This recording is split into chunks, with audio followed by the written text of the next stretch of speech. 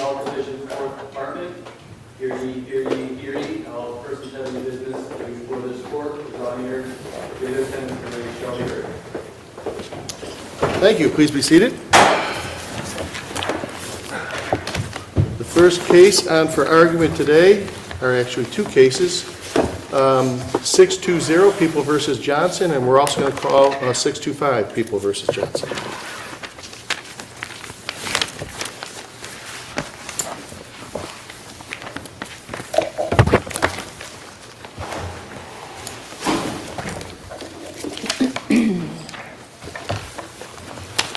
Counsel, any objection to being heard on both appeals at Not once? at all. We appreciate it, Your Honor. Thank you. Very good. Thank you. Proceed. Good morning. My name is Kathy Reardon. I'm appearing on behalf of the appellant, David Johnson. With regard to the first case, which is the robbery second, Mr. Johnson was placed on interim probation with an offer of YO, 6 months and 5 years post-release supervision, which he ultimately had violated. The court ultimately sentenced him to 5 years plus 5 years post-release supervision. We submit that the denial of the YO adjudication was an abuse of discretion. Violations So in your brief, you cite to the specific language that the court used, and I'm just wondering if this is part of your argument, that you said that the court indicated, I told you that if you were not successful, I would not give you YO and I would sentence you to state prison. And if you look back at what was said, it wasn't exactly that. That's correct. Right. And is part of your argument that we can deem that to be, an improper use of discretion? Yes, exactly, Your Honor. And really, the violations, he wasn't home for a visit, although his mom said that he was just at the store, and in fact, the probation officer found him coming back from the store. There was a new arrest, although we're not really sure what happened to those charges, and he failed to notify his probation officer of the arrest. Other than that, I think there was certain sufficient things that I laid out in the record to establish why the court should have considered YO. If this court doesn't want to go forward with the youthful offender, we're also asking, in the interest of justice, to at least consider reducing from the 5 years. On the harsh and excessive. On the harsh and excessive. Yep, very good. Which leads me into the next case, which is the manslaughter and the robbery first. I think the people agree that the waiver of appeal is unenforceable here. As such, I'm going to go forward. Essentially, he's doing 35 years, which is twice his lifetime at 17 years old. He was given a sentence of 25 years on the manslaughter first, and then 5 years additional consecutive to that on the robbery first. And that's running consecutively to the 5 years from the robbery second charge. We suggest to the court that that's harsh and excessive, based upon his age, based upon his experience. Prior record, I think you mentioned. His prior record, which he has done, he had a YO as part of a misdemeanor. That was a unauthorized use of a It was a vehicle? UUMV and a UPM. He has some mental health issues, and I think that comes out in terms of some of the violent issues that he had as a child, which wasn't addressed by either of his parents. Should have been some red flags there. So we're requesting that the court substitute its discretion, reduce that sentence, and then run the robbery first conviction concurrently to the man one. We'll take a hard look at that, counsel. Thank you. Thank you. Good morning, Your Honors. Lisa Gray on behalf of the people. With respect to the robbery second conviction, there's nothing in the record below that would or should prompt this court to exercise its interest of justice jurisdiction and substitute defendant's conviction with a youthful offender adjudication. Perhaps some of the court's comments earlier in the litigation seemed to suggest that perhaps it wasn't going to even entertain youthful offender adjudication should defendant violate the terms of his interim probation. But certainly at the time of sentencing, the court certainly went through all the reasons why it was going to deny the youthful offender adjudication. Defendant's problematic history, his general disregard for life, the violent nature of the robbery. In fact, the court says, this wasn't a fight, it was a beating. So for all those reasons, there's nothing in the record to suggest that the court didn't ultimately exercise its discretion in denying that application for the youthful offender adjudication. Would you agree, though, there seemed to be a little bit of confusion there with respect to the court saying, this is what I told you I would do? And it wasn't exactly what he told him. He said he would, he'd open up the sentence, but there was no indication you're getting state time and you're not going to get YO. I would agree with that, Your Honor, but ultimately at the time that the sentence was, or ultimately the time that the application was made, the court went through all the reasons why it was going to exercise its discretion in a certain way in denying that application. And I think the record is abundantly clear for those reasons. Ultimately, it's the people's position that this 5-year imposed sentence on the robbery in the second degree is certainly not harsh or excessive or should not be downwardly modified. It's only about 18 months more than the minimum. Again, the nature of the underlying event. This is a nail salon worker with defendant, and I think there were a couple of accomplices who went to this man's place of business while he was at work, which leads me to believe that perhaps this was during business hours. It's a plea. Some of the facts are a little unclear as to the surrounding circumstances. But again, as the court said, this wasn't a fair fight. It wasn't even a fight. It was a beating, and they took this man's necklace. So for those reasons, Your Honors, I would ask that the court affirm this conviction in its entirety. With respect to the subsequent indictment of manslaughter in the first degree, again, the people understand that this is not an insignificant sentence. But these events occurred shortly after the defendant's 17th birthday. He was young. He was with other accomplices. And I don't necessarily think that militates against a downward modification, but I think also in conjunction with the red flags that was raised in the PSI, again, these episodic moments of violence, the nature of the underlying crime in this case, with the manslaughter in the first degree, defendant, it seems that it was a bit of a carjacking. Somebody ends up getting shot and killed, and the car ends up getting taken. This was an agreed upon sentence. Defendant was represented by certainly a very seasoned criminal defense attorney who actually negotiated, and I don't want to sound glib, but who negotiated a favorable plea bargain for defendant. To manslaughter in the first degree, a reduced count for the murder 2, life was taken off the back end, 25 years in the Department of Corrections to run consecutively to that 5-year sentence on the robbery in the first degree. Again, the people understand this is not an insignificant sentence, but is appropriate under the circumstances. And for those reasons, we would ask that this, again, this conviction remain intact in its entirety. Thank you, Counsel. Case 621, People versus Lawrence.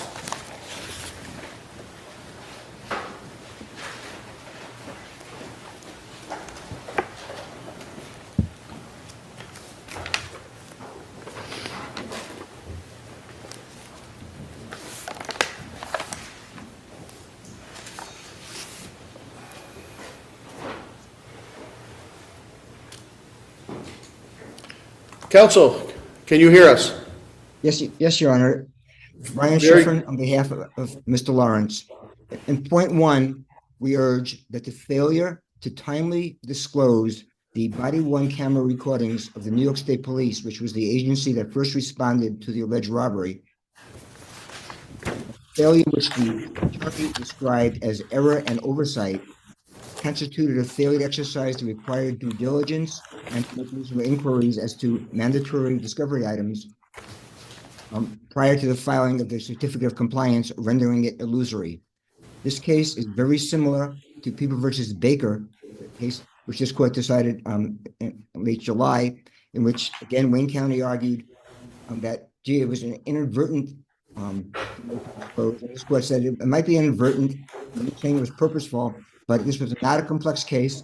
Baker wasn't, and neither was Mr. Lawrence's case. And this was the type of materials which was needed. Indeed, these recordings showed the statements of Mr. Adams when he was first confronted by the police after he made the contact with the police.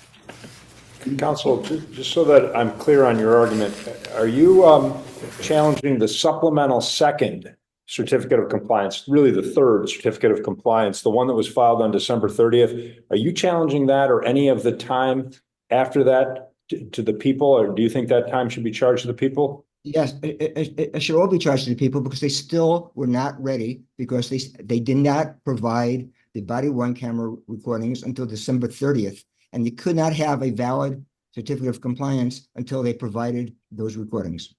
Right, I understand, but we're close on the time here. So I realize there's not too long after that till we had the trial, but are you challenging the 30/30 time after that? Because it was disclosed the same day, December 30th. December 30th, no, I apologize. After December 30th, no, I thought you said after September 30th. I apologize, Your Honor. December, thank you, okay. Thank you. The people. There's one other question I have. Sure. It's unrelated, but it goes to the second thing that you just said about the complexity of the case. I've looked at the lists that are in the record of the disclosure, and the only video files that I see that were disclosed at all are on page 60 of the record. And there's about 7 of the video files, and I only get that they're video files because they end in AVI. And it looks to me like they all might be surveillance videos from the cameras in the quick fill location. That's correct. That's my understanding, Your Honor. So here's my question. I don't see any disclosure on these lists of any body cam footage, but in your email or the email that was sent on December 30th, it said that the only body worn camera footage I have is from the WCSO deputy, the first on the scene, Kugler, but I don't have the other body cam footage. The question I have is when was the first body cam footage disclosed? Because I don't see that on the list. I don't know the answer. It's correct. Apparently, there was, in response to the district attorney contacting all the police agencies, apparently the Wayne County Sheriff video was sent, although I don't have a listing as to when that occurred. But it's not disputed by the people that the state police video was never disclosed until December 30th, when they were finally alerted to that, and that's 8 months after the commencement of the proceedings. Right, but we don't have something in the record that says here's all the police body cam footage, and then they only included the one. We don't have that correspondence. We don't know how that was communicated, but we know it was at some point. That's my understanding, Your Honor. Yes, that's correct. I see. The people are urging this case where 8 months passed between the commencement and provision of that body worn camera recording and that supplemental, because that's the second supplemental COC. They're claiming that there's time that was excludable because of motion time. The motion time, however, was in this case was not excludable under 3034A because there's no allegation that the people's lack of readiness until that date was the result of defense motions. 3034A provides that the only time that's excludable for motions is quote, a reasonable period of delay resulting from pretrial motions. The language in 4A and 4C dealing with unavailability resulting from is different than the language in 3034D, F, H, I, and J, which doesn't have that language. The Court of Appeals has consistently interpreted the resulting from language to mean what it says, and that the only time that is excludable for motion time or for unavailability is when that causes the delay. This court, and I cite the cases for that on page 26 of my brief, People versus Sturgis, People versus Anderson, People versus Collins. This court has applied and cited Sturgis in holding that time is not excludable in the 3034C for unavailability when the unavailability of the defendant did not impact the ability of the people to proceed. That's People versus LaBounty, 104 82nd 202, and People versus Fuentes, 115 82nd 251. Those cases are consistent with the obligation of all courts to give meaning to every word in the statute. The phrase resulting from has an ordinary and plain meaning. It means to cause, caused by or attributed to. The delay here was not caused by or attributed to the motions. Indeed, the delay continued way after motion period. The delay here was a direct consequence of the failure to comply with the obligations under 245. The final thing with respect to point 1 is that people urge that the defense counsel failed to notify the people in a timely fashion as to this violation. But as Justice Nowak just quoted from page 874 of the record, as soon as the defense counsel became aware that she did not receive those recordings, she wrote an email to the district attorney, page 874 of the record, saying, this is the first time I was aware of this. I am letting you know ASAP. That argument that there was a failure to timely notify simply carries no weight. With respect to point 2, we contend that the verdict was against the weight of the credible evidence. There's numerous reasons why Mr. Adams' testimony that this was a forcible robbery and not, as testified to by Mr. Lawrence, a petty larceny scheme in which Lawrence, Adams, and Ms. Couturon were Mr. Schifrin? is not credible. Yes, Your Honor. Mr. Schifrin, would it be fair to conclude that really this came down to a question of credibility of the witnesses for the jury to review? It did, but with one little catch to that, Your Honor. In this case, not true in all crimes, there's actually a video of the incident. And I urge this court to review that video because the video shows the entire incident. It shows 2 people, Mr. Adams and Mr. Lawrence, engaged in a lengthy, minutes-long conversation with Mr. Adams smiling and not showing any fear.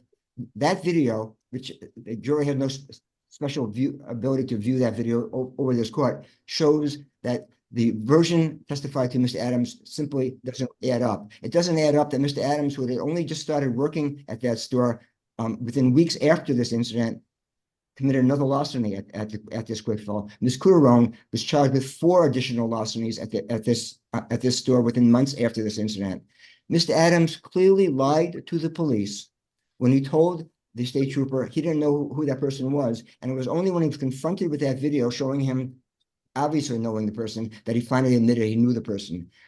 I think it's important that during the incident, Mr. Adams left the store, went to the back room where there's a panic button, which he did not hit. There's an exit door, which he didn't use. This is a person supposedly in fear of being robbed by a person with a knife. Instead, he grabbed some cigarettes, went back into the store, went to the cash drawer, next to which is another panic button, which again he didn't use. Instead, he opened the cash drawer and removed between $300 and $400. That amount is significant because quick fill policy requires employees, as soon as they have $100 in cash, to put it in a safe so it's not easily accessible. He didn't do that. Why? Mr. Schifrin, aren't you basically making the same arguments that were made before the jury, almost tracking it word for word? That is, the jury heard this, the jury saw the video, the jury certainly had plenty of information to question the credibility of some of these witnesses. So that's where I'm kind of stuck at it. You're going through the details of the facts, which we're familiar with, as you know, but I'm having a hard time figuring out why we shouldn't defer to the jury here, given the fact that the credibility issues were so well aired out, seemingly. Well, again, the very fact this court has weight of evidence jurisdiction means this court has the ability and the duty, when the issue is raised, to act as a 13th juror. The cases are cited in my brief. This case gives this court an unusual opportunity to do so because in some cases, it's difficult for appellate court to second-guess credibility determinations because you're not present in court to actually observe the testimony and the demeanor of witnesses. But you can, all 5 judges on this panel can review that video equally well with the jury. And now we urge this court to exercise this jurisdiction to look at that video and determine for yourselves whether, given all the other facts which I just mentioned, it makes any sense that this was a robbery, that it was proved beyond a reasonable doubt that this was a robbery. We urge that it wasn't. Thank you, counsel. Anything further? Yes, with point 3, we urge that the conviction must be vacated because the indictment was filed after the trial. There's numerous CPL provisions which clearly and unambiguously require that indictment be filed prior to trial court a superior court having trial court jurisdiction over a case. Well, it was filed with the court, though. It wasn't filed with the county clerk. Isn't that your argument? Yeah, respectfully, Your Honor, the filing with the court is not filing with the clerk of the court. First of all, county law, section 525 and CPL 105, both provide that the clerk of the superior court is the county clerk and not the court clerk. This court has, in numerous cases, has held that the filing of a notice of appeal with the court clerk was invalid because that is not the clerk of the court. The clerk of the court is, by statute, as I just mentioned, is the county clerk, and that wasn't done until after the trial. So respectfully, filing with the court clerk is a mistake sometimes defense attorneys made. In this case, it was a mistake done by the prosecution. It doesn't fulfill the requirements of filing with the clerk of the court. The clerk of the court is the county clerk. The people on the court below rely on in part on People versus Cade for the proposition that despite the fact the statute repeatedly says indictments must be filed, and I'm not going to lay out all the provisions here, they're in my brief. They claim that Cade says that there's no requirement that an indictment be filed before trial. Cade stands for the opposite proposition. In Cade, there was a first indictment that was not filed, and then a second indictment was issued and filed. The court held that because the first indictment was not filed, the prosecutor was able to continue to present evidence and get the second indictment. The Cade court held that the statute's filing, quote, requirements were met when the indictment encompassing all the proceedings was filed with the court. So Cade teaches us that an indictment is not effective until it's filed. There's no time limit to file it, but there is a requirement that indictments be filed before this trial court jurisdiction.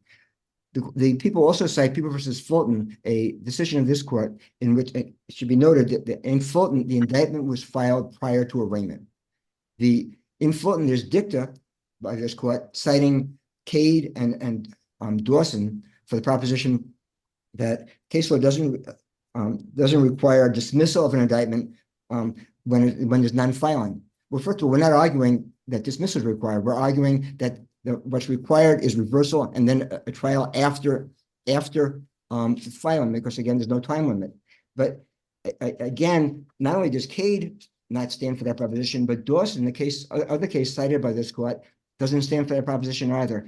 Dawson, an 18 Counsel, case. you Yes. should be mindful of your time and begin to wrap up. I'm wrapping up. 1861 case where again, as in Fulton, the indictment was filed with the court. So in dicta in Dawson in 1861, the Court of Appeal said under the statute then in effect, there was no mandatory filing requirement. Under the current statute, which is a constellation of statutory provisions requiring filing, that can't be the law. Section CPL 210.05 says the only methods of prosecuting an offense in a superior court are by an indictment filed therewith by a grand jury or by a superior court of information. This case was prosecuted without that. There's not a single reported case in which a felony conviction has been affirmed in which the indictment was not filed prior to their trial. They urge for that reason this conviction be reversed and sent back for a new trial. Thank you all. Thank you, counsel.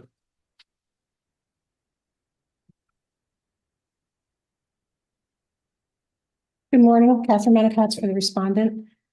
I'd first like to address the argument that there was not due diligence here by the people. Your Honor mentioned that there's no evidence of any body-worn camera being turned over, and I will agree that the receipts that we use in Wayne County are not ideal for me when I'm standing here in front of the court, but it should be noticed that in Wayne County, the court, defense attorney, prosecutors are well aware of what those receipts mean. And in fact, if you look at which may not be clear to Your Honor, A81 in the appendix has Axon share file, which is the file name for body-worn cameras. That's dated, I believe, April 20, can't be dated April 22nd. I'd have to check on the date on that, but it is indicated there. With regard to due diligence, I think it's important here to point out that the statute was changed to require that defense counsel must alert the people to missing items of discovery, and to say that the people should have known. Before we get there, counsel, Yes. before we get there, you would say that there was due diligence irrespective of whether or not the defendant's motion was as soon as practicable, Yes, right? And you know that in Bay and then in our court's case, Cooperman, there's a holistic assessment of the Bay factors. That's what we're supposed to look at. And if I'm looking at it correctly, you have a 12-page list of all the digital or electronic items that were produced. correct. Right? Incidentally, on that point, how is it we're supposed to know what those are? I commend my colleague here, Justice Nowak, for figuring out which ones were the surveillance videos, although, you know, I don't know what they're surveillance or whatever, but we've got to figure that out. So how do we know what these things are? But in any event, two questions. How do we know what they are? And secondly, don't you think when you produce all that, you've already shown due diligence? I do, Judge, and but also having been here for Baker with Mr. Schiff, and we become the Wayne County due diligence attorneys, I understand that the court has a concern about due diligence when something is just not turned over due to oversight. But in order to understand that, which is why I think it's important for the court's determination, the lower court's determination of due diligence, is knowing the attorneys involved here, the workload involved here. In fact, in one of the emails from defense counsel to Ms. Callahan, who was the DA, who's one of the most experienced and is the DA, one of the most experienced and best attorneys I've ever worked with in my 40 years. If she's not exercising due diligence, That's not in the record. I mean, and we don't know that, and that's not in the record. My question is concerning the word oversight. You know, when you say that, well, gee, that wasn't turned over by oversight. How do we not find that to just be conclusory?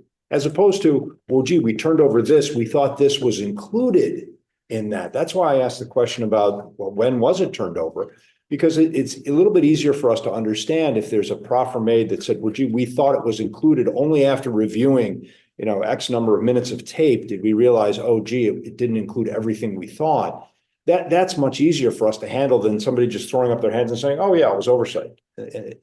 Don't you think we have some difficulty with that? I do think you have difficulty with that. I have difficulty with that, but I think on the record here, it's shown how much was turned over, that if there can never be a situation where oversight would not amount to due diligence, then that's a standard that can never be met, because we're not perfect prosecutors, we're not perfect attorneys on either side.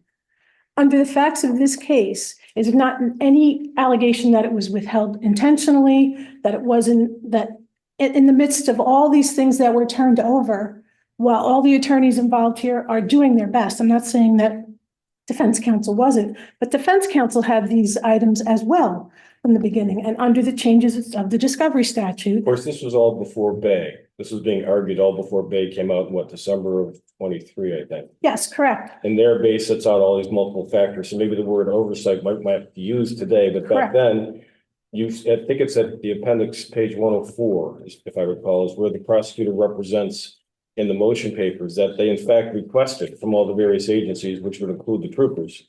Correct. Because that was the missing BWC. So there is, contrary to Bay, where Bay, basically the prosecutor says, we don't have it, it doesn't exist. And that's even in a situation where they never even asked for it. Here, at least you had on the record, not just an oversight, but you did ask for it and it wasn't provided. In a perfect world, there's a follow-up, I suppose. In a perfect world, the troopers provide it.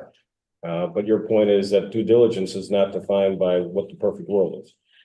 And I guess in a perfect world, the prosecutor could sit and watch all of these things and make sure that they're all there all the time while all the other cases are coming in. So due diligence has to be measured in terms of reality, not one case in a vacuum with one prosecutor devoting all of the time that they have.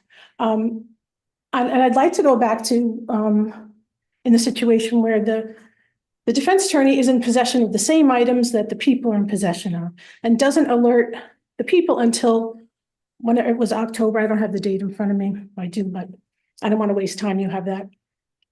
Immediately it's turned over. And what obligation did the defense attorney have to review those items months before? And that is where the problem is. I say it till I'm red in the face that we need to have conferences with the court, like in a civil case. What's missing? Have defense counsel, have you looked at the body worn camera? Have you determined what's missing? And I agree that we should have a better listing. And this is all pre-Bay and actually pre-Baker. These were about the same time. And I can guarantee in the future, things may be different. But if they're not, it doesn't mean lack of due diligence. This is going to happen. And you got to think a little bit about the burden too. Who has what burden on these motions? The defendant is required to make a written 30-30 motion in connection with challenging the propriety of the COC. But then the question is, what's the burden on the people who ultimately have to carry the burden to prove that there's not a violation of speedy trial? So I guess the question is, whose burden is to put the boxes and boxes of materials that were provided before the court and therefore on the record on appeal? That's just a question I don't know the answer to at the moment, but that's just seems to be one of the issues that we have in these cases. And you know, we have to be more careful and more cognizant of that going forward, but that doesn't change what happened here. And I still have to come back to the obligation to let the people know what's missing, because we have to rely on each other. And that's the situation here. I don't know if there's anything else that the court would like me to address in terms of the other issues. I don't, No questions, counsel? okay, thank you.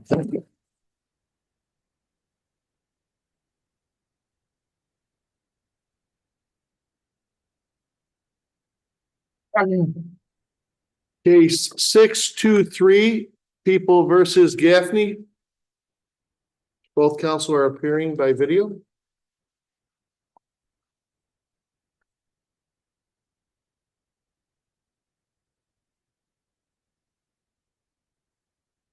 Counsel, can you hear us? Yes, Your Honor. Counsel, you're on mute. Can you hear us? Well, that's a thumbs up. Okay.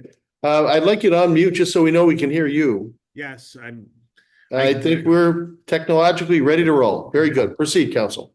Good morning. May it please the court, Melissa Swartz on behalf of the appellant Luke Gaffney. Unless the court has any questions for me regarding my other points, I'd like to focus brief argument on points 1 and points 2 only. Regarding point 1, this court previously in Jennings, which included a panel with Justice Curran on it, concluded that a failure to object to a clear-cut repugnant verdict when there is nothing to lose is ineffective assistance of counsel. I recognize that the Court of Appeals overturned Jennings. However, it was not on the finding of ineffective assistance of counsel on this type of issue, but rather the fact that the repugnancy issue in Jennings was not clear-cut. On that point, counsel, I'm not disputing the authority that you cited on that point, but in playing it out, you know, if counsel had objected on it being repugnant at the appropriate time, likely the court would have directed the jury to redeliberate on all the counts. And that then brings up, you know, it risks the possibility that the top count, the attempted murder, is back in play. I mean, so could there potentially be a strategic reason to not do it because it's going well, according to defense counsel, perhaps, as to the count where the defendant was ultimately acquitted? I understand your point, Judge, and that's echoing what the prosecutor is arguing in this case. Just preliminarily, I don't want to get too in the weeds. I don't necessarily believe that they would have had to send back the attempted murder because that clearly wasn't repugnant with the other accounts because the jury could have just found there was an intent to kill. Putting that aside, attempted murder in the order of the indictment was the top count, but it's not the top count in terms of the potential sentencing parameters. So I think we could all agree that these could not be consecutive sentences. So the question is, which count had the highest possible sentence? And that's aggravated assault on a police officer. Attempted murder sentencing range 5 to 25. Aggravated assault on a police officer's sentencing range is 10 to 30. If they sent it back, certainly Mr. Gaffney would like to be convicted, if it happened, of the attempted murder over the aggravated assault on a police officer. So they had nothing to lose if those were to be sent back, mostly because the sentencing range, he got the top one, which was aggravated assault on a police officer, and they couldn't be run consecutively. That essentially addresses my entire argument, unless the court has any questions regarding the actual allegation that it was repugnant. The people don't argue that it's not repugnant. I've tried to delve in my intellectual honesty to see if I could figure out how this is not repugnant, and I think it's clear-cut repugnancy. As to point 2, I'd like to caveat this with what the overarching requirement is for a justification charge. It's not that the proof would be beyond a reasonable doubt that Mr. Gaffney was justified. It would be, is there a reasonable view of the evidence in the light most favorable to him that, you know, he was justified in what he did? The people try to twist and say, well, he never said anything in his testimony about being in fear of death. I don't think that's correct if you read his complete testimony. At any point does he use the words, "I was in imminent fear of the use of deadly physical force because of Officer Bacon's actions"? No, but this court has to look at all of the circumstances. During his testimony, he was asked, were you the only one to use deadly physical force? He responded, no. They physically attacked me. That is a form of a threat. Another part, when he attacked me. Another part, I stabbed him to get him off of me. Another part of his testimony, you were never shot or attacked by police. His response, that's incorrect. This is in addition to the other evidence that was presented, which this court considered presented not only by the defendant, but also by the people, that included his calls where he stated, "I stabbed one of the officers in defense of myself." Another part, "The deputy put his hands on me and forced his way into my home." And another part, "Your guy laid hands on me." I believe the proof presented was enough for the court to instruct the jury on justification. It was adequately preserved by defense counsel. If you take a look pages 927 and 928 of the record, that's right after jury instructions where defense counsel smartly makes sure, smartly notes that he made their request, it was denied, and he was objecting to the denial. And for those reasons, I believe this court must reverse. I acknowledge that people can represent if the court finds the repugnancy issue on the aggravated assault on a police officer. Thank you. Thank you, counsel. Counsel? Good morning, Your Honors. Chris Valdean for the DA's office. As to point one, of course, effective assistance or meaningful representation is based on the entire record and the entire representation. These were highly capable retained attorneys who clearly afforded the defendant meaningful representation of counsel. And there's a very good strategic, even assuming arguendo, it is repugnant, which I don't know that it is, but there's a very good reason you don't resubmit it because A, you don't want your client convicted of 2 counts versus 1. And even though the aggravated assault has a more serious or longer sentence, you don't want your client convicted of attempted murder, which is a strategic decision. And the record is clear that Judge Doyle keeps the jury, gives counsel an opportunity to confer with the defendant, and they don't challenge the verdict. So it's clearly a strategic decision. It's not an oversight on their part. And overall was effective representation. With respect to point 2, justification, we maintain it was not preserved. The fact that later on, both later in the trial and at sentencing, the court says you preserved it doesn't mean it's preserved on the record. Preservation isn't merely mentioning something. Preservation is setting forth the basis on the record for which, in this case, you're entitled to a jury instruction, which is never done. There's an extended charge conference during which at no point does the defense request a justification charge. And based on this record, the only evidence that theoretically could support justification would be the defendant's own testimony. People's case, the 911 call, he laid hands on me. Well, that doesn't meet the definition or the level for the objective or even the subjective prong of deadly physical force. You can't stab somebody, especially a uniformed police officer in the line of duty, just because he lays his hands on somebody. So that's not sufficient. And there's nothing in the defendant's testimony that's sufficient to meet both the subjective and objective prongs for deadly physical force justification. And if there were, the defense never marshals it during the charge conference.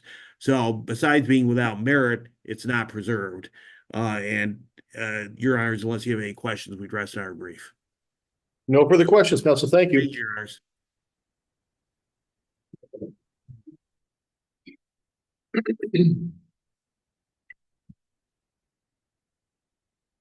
Case 626 in the matter of Tishawn P.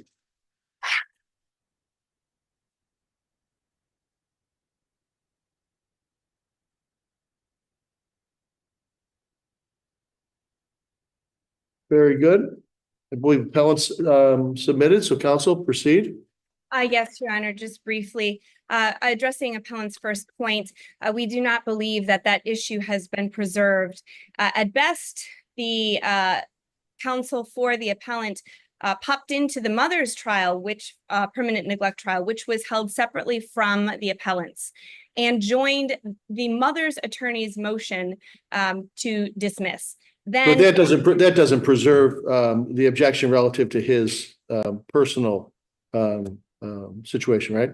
absolutely not. And just including those transcripts does not then preserve that. In his own trial, no trial order of dismissal or motion to dismiss during trial was ever made. That was neither at the close of the department's case or at the close of the appellant's own case. Therefore, the court never ruled on it. It's not preserved, and we don't believe that this court should address it. Even if the court did, though, we believe that our notifications did meet with the statute and also complied with matter of Dale P, the Court of Appeals case.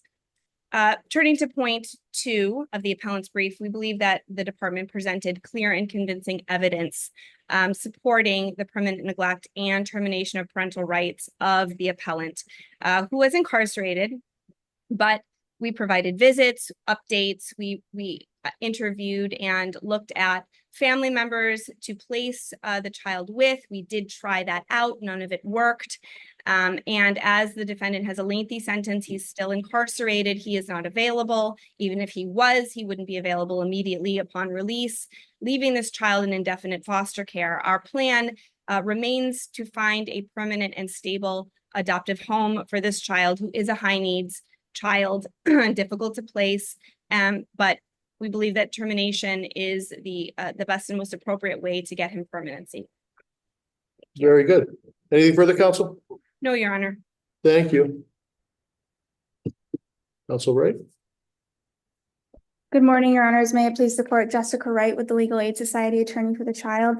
I'd like to start with an update on behalf of my client. Unfortunately, he is back in foster care after a neglect petition was filed against his guardian, which was also his uncle. That was back in May of this year. He was also recently just moved to a new foster home, so he's been in 2 different foster homes in the last couple of months. How old is the child present? He's 11. My client's most recent position is that he would like to be able to send Mr. Parker letters and be able to see him. However, I am substituting judgment on his behalf, given the sheer amount of time that it's been since he's had any contact with Mr. Parker. And additionally, Mr. Parker will remain incarcerated until at least December of 2027. So he still is unable to provide permanency for my client. Unless the court has any specific questions on my brief, I'd rely on my brief. Thank you. Thank you, counsel.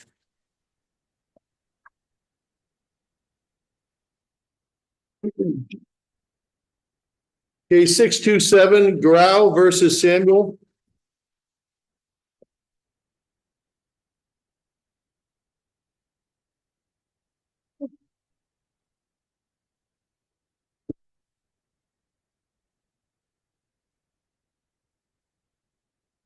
Counsel, proceed. Yes, thank you, Your Honors. Matthew Albert on behalf of the appellant in this case, Anaya Samuel. In terms of the lower court's decision, their first conclusion of law is that the death of the child's father therefore gave the grandparent, Mr. Rowe, standing to petition for custody of the child in question. That's incorrect. And as this court knows, in terms of their, I think, most recent decision relative to grandparent custody, matter of Tuttle v. Worthington, they indicate that in extraordinary circumstance, that's the threshold for standing. Not just the death of a father, but yet an extraordinary circumstance must be. And assuming that's where we are, we need more than one demonstration of neglect. We need persistent neglect. Persistent neglect. And I think the court's focus was upon certainly an extraordinary circumstance in that my client's paramour, Mr. Foster, was ultimately convicted of killing the child's father. Certainly that's extraordinary, but it's extraordinary in the same way that a tsunami or a fire is extraordinary, in that it doesn't impact upon Ms. Samuel's ability to parent her child. How do the repeated violations of the order allowing the child to see Mr. Foster, don't those kind of begin to add up and to form some type of persistent neglect? I'm not certainly they can be troubling, yet the question becomes, is that in fact harming the child? And there's absolutely no indication that those decisions, which may reflect poor judgment, but I think it would be no different than, you know, a parent who might ultimately be making some bad choices, but it's not relevant to how they are in fact raising their child. It's further academic in that now Mr. Foster is serving a lengthy prison term. So from that standpoint, if that was an extraordinary circumstance, it's certainly been removed. But she was lying to the court, wasn't she? I mean, I don't know that she was lying. I think there was some implicit, she wasn't I don't know how frequent it was. I think there were certainly, the record's a little conflicting when it comes to that. I don't think it was overly regularly.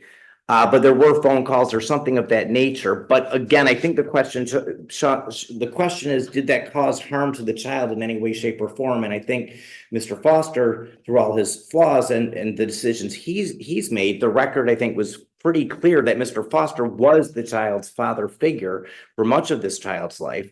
That's who the child was seeing as his father. That's who is bringing the child to school frequently. Okay, but well, you say frequently, but there are 39 tardies and 12 absences. Who's responsible for that? I'd say, Judge, what I would say to that is that was a piece of paper that was in direct conflict with my client's or her son's kindergarten teacher, who testified and said that the child was always on time. So I can't give that piece of paper in a vacuum any credit, especially when it's in direct conflict with the testimony of the child's kindergarten teacher, who raved about what type of parent my client was, how concerned she was for his educational performance. So I don't know Buffalo Public Schools. Sometimes if the child's at 8:10 instead of 8 o'clock, even if there's a window, do they call it late? I don't know, but there was no testimony to give that piece of paper any weight, and I don't think it's weigh the mother's teaching the child the song. I don't believe she did. Again, Your Honor, that song, there was nothing to establish that the mother taught her child that in any way, shape, or form. This is a child who all testimony indicates has a very active imagination, who makes up stories about people hitting him, and that comes from the kindergarten teacher. So there's a lot of speculation that was needed for the court to arrive at its decision. But there was no speculation. I mean, Daddy was dead, right? I mean, well, Daddy was dead, but in terms of did this song even happen? I don't know. It was something that the only evidence that this song took place was from Mr. Rowe, the grandmother, who obviously has an interest and a bias. And again, attributing that song to my client, that was pure speculation. There was no indication that it was Miss Samuel who taught the child that song.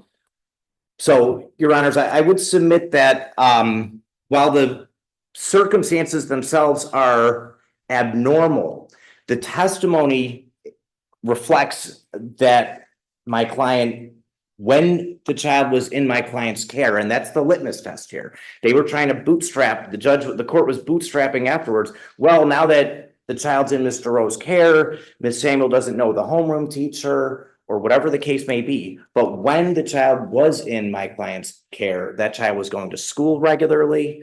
That child, there was not one concern mounted relative to her parenting, not a genuine concern relative to sustenance, the child's well-being, or anything else for that matter. And I think if we're looking down the road a little bit, I'll defer to the attorney for the child, but I think it's important that even some years down the road, and now the child removed from my client's care, the child still just desires to be with his mother. We'll take a look at that, counsel. Thank you.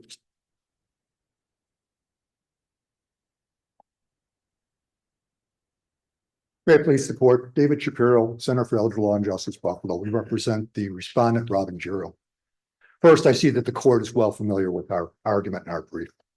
There is a sound and substantial basis in the record for affirming this decision, and it must be accorded great deference, of course. It was an 8-day trial. There were 9 witnesses, 18-page decision, fully documented with case law. So this court gave this decision a great deal of thought, and I don't think there's any basis other than to affirm this decision. You know, the facts did show that the mother first punched the child. And that's what started all this. And that's how CPS got involved. And that's how the child wound up with father and then ultimately with grandmother. And the child told numerous witnesses, Mommy hit me. Except for grandma. When grandma said, what happened? Who hit you? He said, not mommy, not my mommy. She lived with Cortez Foster, a previous convicted drug felon. Who she described, even after the murder, as a phenomenal father figure for this child. The court felt that mother lacked insight and judgment and understanding. when the father was killed. And in fact, the boy did come home 3 months before the child was killed singing this song, and grandma called mom immediately. What is this? You know what mom told grandma? That's your problem, not mine. She didn't say that's terrible. She didn't say we'll get to the bottom of this. She said we'll straighten this out. So that's your problem, not mine. That was indicative of her attitude throughout this hearing. And I think it's also indicative of why the court found that there was extraordinary circumstances for 5 different ways, not just one, 5. The court found not only the extended disruption of custody, but as a finding of fact and exclusion of law, the court found, give me 1 second, excessive corporal punishment, poor parenting judgment. She was an unfit and neglectful parent. She blatantly violated court orders. In fact, there was a tape from the jail after the guy was convicted of him with the child and the mom in some room with no supervisors, and that was introduced in evidence. The court saw that. You can't get around that. She completely violated court orders, and even on the tape, she said, "I think I got to get out of town." Completely, repeatedly found Ms. Samuel not credible. Now, I think the court fully satisfied the extraordinary circumstances. Not that the mother was doing well when the child was a few years ago, but what happened since then with the child, the assault, with the bruising, with the boyfriend, with everything else. But even more for the best interest, this grandmother properly attended to the child's medical needs. The child exhibited ADHD. Mother never got the child in counseling. The kindergarten teacher that my friend referred to suggested the child be evaluated for ADHD because he was disruptive in the courtroom, ran around. One of Ms. Samuel's witnesses testified the kid would throw rocks at cars and had foul mouth and foul language. None of this happened with grandma. Grandma got the child enrolled in counseling. Grandma got the child evaluated for ADHD. Grandma got the child on the right meds. Mother, in the evidence, played around with the medications. Couldn't get it to grandma. Moved it to her pharmacy. And then it was a song and dance trying to get the meds. Not until grandma moved it to her pharmacy. Grandma attends to the school. Grandma got the child in the right school. In fact, she changed schools so the child would have the right class. Grandma got the child tutors. Grandma takes the child to the library because he was short on reading and math. She reads to him every night. That was in the evidence. Decision below should be affirmed. Thank you, Councilman.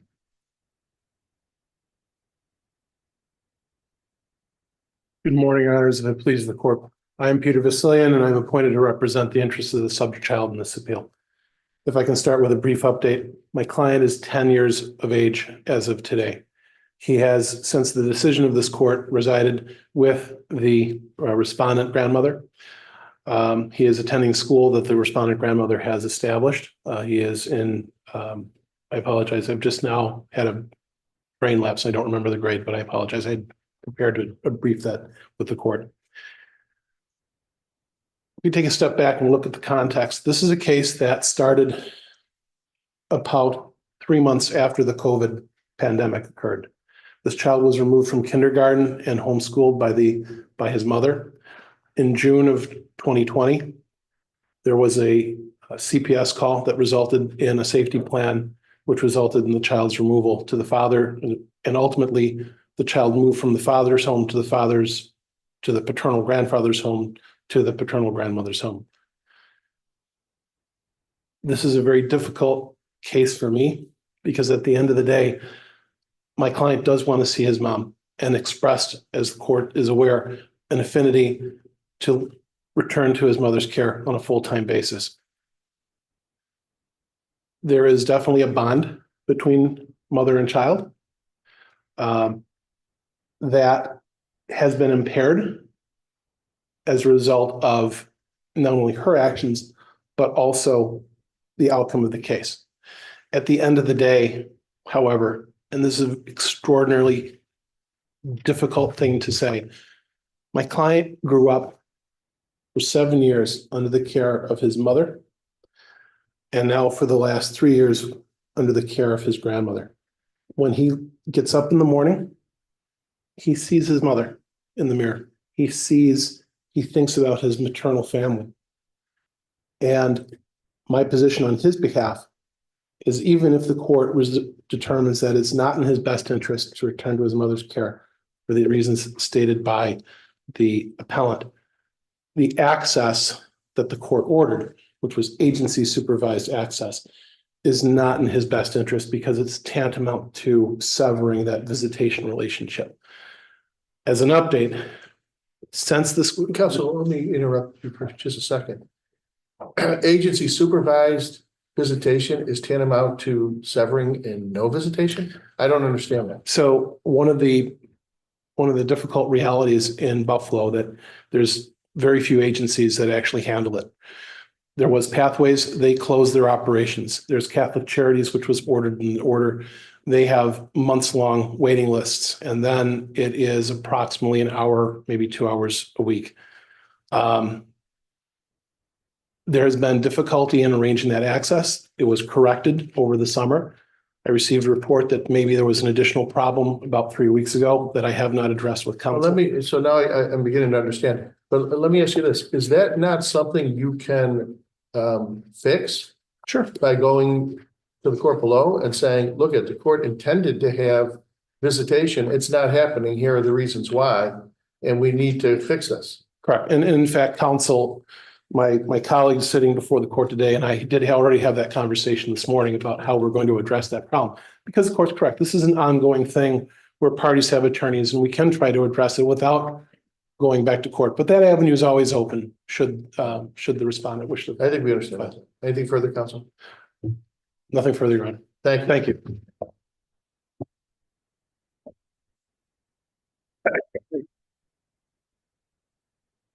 Case 628, Transform Seleco LLC versus Onondaga County Industrial Agency. We're going to call case 628.1 with this case. And 628.1 is 3649 Erie LLC versus Onondaga County Industrial Development. And we have everybody present and Mr. Smith has submitted. Okay, very good. Good morning, Your Honors. Proceed, counsel. Please the court, Patrick Seeley on behalf of the petitioner Transform Selco. We are here challenging the determination and findings by the Onondaga County IDA on several grounds. First is whether they actually have the authority to provide assistance for what is largely a residential housing project with a fairly substantial retail component. The statute's quite clear. It lists a whole bunch of things that an IDA can't do, that it can do, but does not list housing or residential housing anywhere. I appreciate your client's desire to have an expedited proceeding under the eminent domain law as opposed to an Article 78 proceeding. But aren't these issues that should be appropriately brought in an Article 78 proceeding? Challenging the residential component, because aren't we limited to being focused on the proposed acquisition, which doesn't involve either the retail or the residential piece? Actually, Your Honor, this whole project rests on whether or not the IDA can assist what is 58% a residential housing project. And none of that's been, it hasn't been for the planning board yet. These are all preliminary plans, aren't they? I mean, it's just as Noack said, we're here for the eminent domain proceeding. Correct. But they can propose whatever they want. That there's no guarantee any of that is going to be approved. Well, everything by about the town of DeWitt Planning Board or zoning board, or right? Don't they have to approve all those things subsequently? They have whatever permits they need to obtain, Your Honor. In this particular instance here, they have proposed a project. Their seeker review has been based upon the makeup of this. Those are all steps that they have to take in order to satisfy the eminent domain procedure law. And the first of which is whether the IDA is authorized to even undertake this project. We submit that there are two reasons why not. The first is the residential housing. The statute doesn't provide for it. It ever has. And in fact, the pending legislation right now indicates that there's no housing allowed under an IDA because they're trying to add it. Our counsel's tried to point out that that's just a clarification. We would submit to you that if it was just a clarification in a state that's really trying to build up its housing stock, that would have been easily adopted. The plain truth of the matter is there's a robust debate about whether IDA should undertake these projects. and whether they have the authority to assist a project that is more than half designed for residential housing, I would submit to you is not the kind of thing that's going to suddenly get a bait and switch at the planning board or for anywhere else that they need a permit. This is a project that has not only the housing that isn't statutorily authorized, but also a retail component. Now, if they're going to switch to something else that's complementary to that retail component, they haven't identified what that is. And I would submit to you that they're not going to be putting up some industrial factory next door. They might add more retail component if that's what we're dealing with. And right now, we submit that they're already over that threshold. And in fact, what they have submitted in their application, they said nothing. Those pages were blank. They had no estimates of what they were going to spend at that time. They had a shot at the public hearing when the issues were raised by both of the petitioners about the retail component. OHB had a representative there. They didn't say anything then. Their third bite at the apple, they submitted a letter from their attorney that said, our client has calculations that support this. Frankly, they should have put those on the record, knowing that they were being challenged as a result of that. And I would point out to you that Mr. Smith is a fine attorney, but he's not an engineer, he's not a contractor, he's not a cost accountant. He doesn't have a basis other than passing on what's been told to him about whether or not there's enough here to address that threshold. We submit that that's a theme that carries itself throughout here. They don't have any support for that. And then in the seeker that we raised as an issue is that they identified traffic as an issue. This is going to have a major impact. And then they tinkered with it with their traffic consultant with no basis, saying, well, we think there shouldn't be as much because people are streaming, and we don't think there should be as much because of internal traffic, but nobody has any basis for those statements. They just put them in there. We'll take a look at that, counsel. I appreciate that.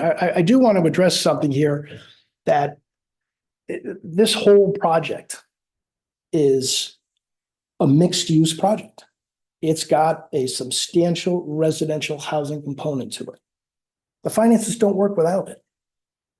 And so any thought here that we are somehow getting around that statutory limit, I would submit to you is that there's nothing in the record to suggest that they might change their project. We can only address what's in front of us now.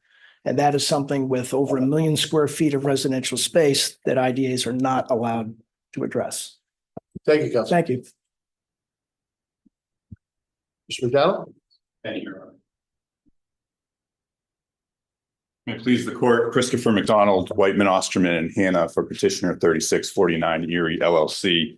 I'd like to actually start with just answering the question about the Article 78 procedure. It's my view that that would be barred under both EDPL 207C and EDPL 208, which give this court exclusive jurisdiction to determine things like whether or not the IDA has statutory authority to engage in the project at issue. If you were to look at some of the cases that are cited on page 2 of our reply brief, we actually show that there are circumstances where people have tried to bring things like constitutionality, secret review, arguments of those nature, which are specifically set forth in 207C, raise them in either an Article 78 or the Article 4 vesting proceeding. And those claims have been rejected because of the way the statute is structured. So I think we're constrained to bring these claims now. We don't really have a choice. Moving on, there's really 4 issues that are set forth by statute, right? There's the constitutionality, there's the statutory authority, there's compliance with EDPL and SECRA, and there's the existence of a valid public purpose. We think they fail on all 4. We identified as a concern on the constitutional grounds the lack of a sure and adequate source of funding for the eventual taking of my client's property. They say 2 things in response. They say that's premature, and say in any event we have this cost reimbursement agreement that addresses your concern. Does the Constitution say anything about having financing in place? No, although I will say they haven't, I'm not aware of a specific statute or constitutional provision that requires that, but this court in the Sunco case said it was a constitutional requirement. They haven't disputed that it is a constitutional requirement. They just say that they have satisfied that requirement through this cost reimbursement agreement. as to the prematurity, I think you go back to the issue I started with. Again, we are constrained to bring this claim now. And so if we have to bring this claim now, and the only time we get to challenge the constitutionality of their actions is now, they should have the money in place now for the property that they're going to take from my clients. But more fundamentally, if you actually look at the cost reimbursement agreement, I don't think it gets you where you need to go. We've identified. Yes, before you get to that point, just back up a hair. The source of just compensation wasn't raised by petitioner at the public hearing, did not include it in the written submission. That's not true. So they held, it was not raised at the original in-person public hearing. However, they held the record open for a period of time, and we made a supplemental written submission that included that as part of the public record. So it is in the record and a preserved argument. Thank you. Yes. The cost reimbursement agreement has a loophole in it where in section 8C, which I believe appears at page 1520 of the record, whereby OSIDA could actually take title to my client property through eminent domain without the financial backing of OHB. And so they rely heavily on the Mobile Oil and Sunco cases from this court with respect to the Carousel Landing project back in the 90s. I think that loophole distinguishes this case from those. Moving on to the statutory authority issue that my colleague raised, their argument is essentially you can shoehorn this predominantly residential project into a commercial project. And they say that, in fact, the word commercial is so broad as to encompass any project that, quote, promotes employment opportunities and prevents economic deterioration. That is just a wildly overbroad and unreasonable interpretation of that statutory term. Runs foul of numerous canons of statutory construction, including that if they have a big long list of powers that are granted and one's omitted, it's not granted, including that, you're supposed to give meaning to every word in the statute and not find there to be mere surplusage. And perhaps more importantly, and I only found this recently, statutes section 293, and the case of People v. Fisher, 189, Aptiv 148, an oldie from 1919. Statutes granting the power of eminent domain are supposed to be strictly construed. You're not supposed to expand them by inference or implication. So to the extent they're saying, oh, IDAs have been doing this forever, that doesn't get them there either. If commercial, the statutory term, were as broad as they are saying it is, there would be no need for 858 to say you have industrial powers, you have warehousing powers, you have, renewable energy powers. Those would all fall within their very broad definition. On retail, I won't regurgitate Mr. Seeley's argument. I think it really boils down to whether you take the self-serving and conclusory statements of counsel as to costs and say that it doesn't meet the 1/3 threshold of 862. On SECRA, our argument's a little bit different than co-appellant. And I'd like to really just focus in on the noise impacts, which were the subject of a supplemental series of analyses following the public hearing. Our argument is fairly narrow. There are these sort of acknowledged potential impacts where they've identified potential mitigation measures. And I think under the case of Boyce versus City of Plattsburgh that we cite in our brief, it's not just identifying a bunch of potential mitigation measures. You have to know exactly what you're going to do to mitigate these things so you can tell whether or not these impacts are going to be significant. And they clearly haven't done that here. And then finally, on public purpose, I don't think there's sufficient evidence in the record to support the finding of blight with respect to the shopping town mall. There does need to be record evidence to support that finding. It can't just be sort of a because we say so. And as this court had pointed out in the matter of HBC Victor case, just because you're a vacant mall doesn't necessarily mean you're blighted. The record sites that respondents offered when we raised this in the briefing, which are R461 through 62, R307, and R460, are basically just a series of pictures and some self-serving statements from the application materials of OHB. So I don't think they get there on those either. So duration of vacancy isn't sufficient for blight? It's not that it couldn't be a factor, but I don't think vacancy in and of itself necessarily equates to blight. So if you had vacancy plus some sort of economic analysis that says this period of vacancy is unreasonably long under the circumstances. Given COVID and other things, it should have been, packed again in another 2 years or whatever. I think they need an additional piece of information beyond just the duration of vacancy. That could be a factor to be considered, but it's not dispositive, I guess. So, We'll take a look at that, Council. great. Thank you very much.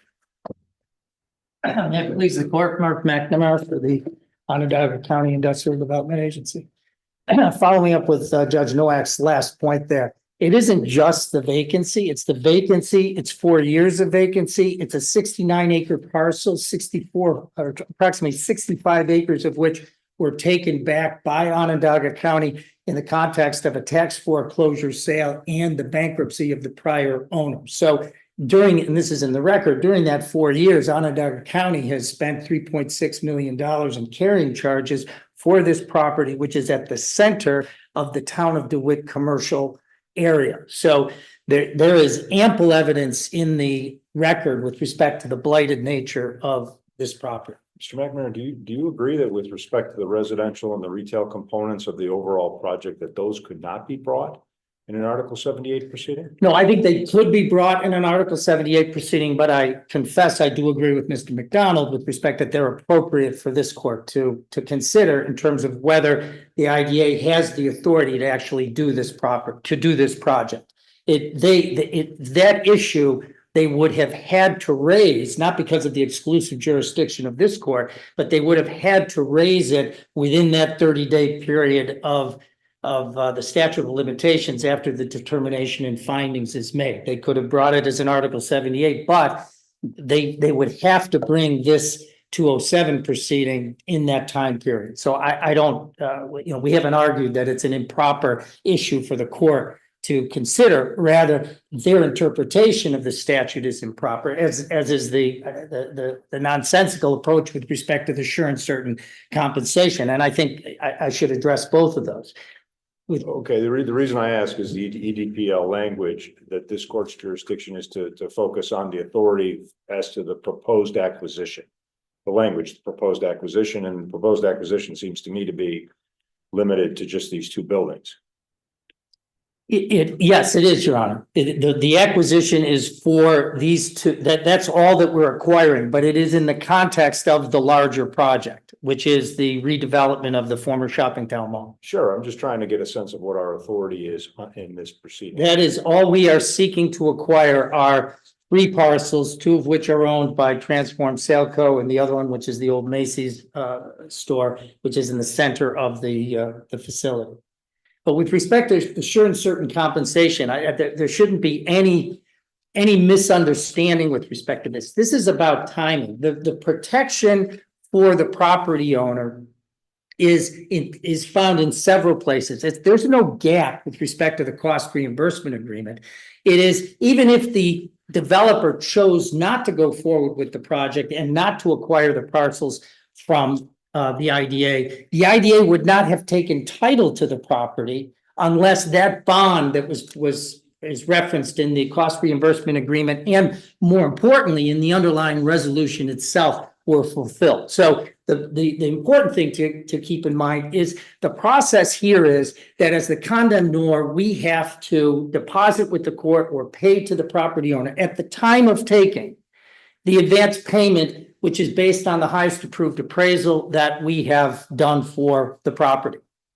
But here we have gone one step further, which is, and this goes off of the Mobile Oil case and the Sunco case, both of which this court has previously affirmed or determined actually that this is an appropriate way to do it, which was based on the New York State UDC case from 1991 in the first department involving the redevelopment of Times Square. And what was done was CIDA, the Syracuse IDA in that case, following T.S. Eliot's maxim of good poets borrow and great poets steal, took the same mechanism that was used down in New York City in connection with dealing with that issue of sure and certain compensation, because the IDA does not have the power to tax. So how do they make sure that the money at the end of the day, which is the Article 5 just compensation case where the judge is going to determine, despite what the condemnor said the value of the property was in the advance payment,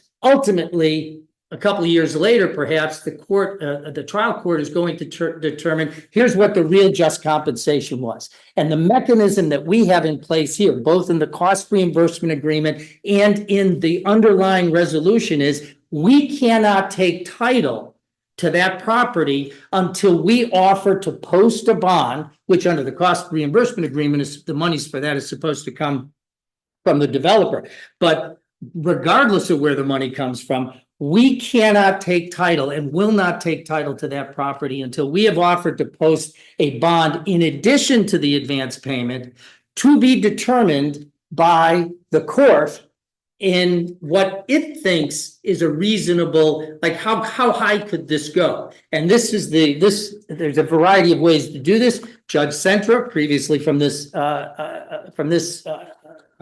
panel, when he was a trial judge, he handled this. And what he did, and this is what this court affirmed later on in the Destiny case, he held a hearing in which there was an appraisal prepared, that there was testimony from valuation experts on both sides, and then he made a determination as to what that bond amount was going to be that had to be posted prior to the IDA actually taking title to the property. And so there is a complete protection, and that's the key part of the constitutional requirement of sure and certain compensation as being necessary for just compensation. There is a guarantee that this property owner is going to be protected, because if that bond is not posted, we never take title to the property because the order of condemnation is dependent on it. So the sure and certain compensation issue is absolutely already been determined by this court and in our favor. With respect to the authority of the IDA here, it's not just that IDAs have been doing housing projects, including the Onondaga County IDA, have been doing housing projects, residential developments, apartment buildings, et cetera, for decades. That goes to the interpretation of commercial. In the Near Pass versus Seneca County IDA case that involved the gambling casino, this court already determined, and Mr. McDonald cited that case in his brief, as this court's already determined that commercial is a very broad statutory term. What he didn't mention in his brief, or it didn't, the other shoe never dropped there, was, as this court found, because it's a broad statutory term, that it's one of those instances where the court should give deference to the agency that's making that interpretation. And here, the interpretation of commercial is very broad, and it includes residential projects. That was going back to the 1985 comptroller opinion, the 8551 comptroller opinion, which is attached to our brief. The comptroller determined that, yes, commercial does include residential. We're not in a position to determine the specific application of this project, but so long as that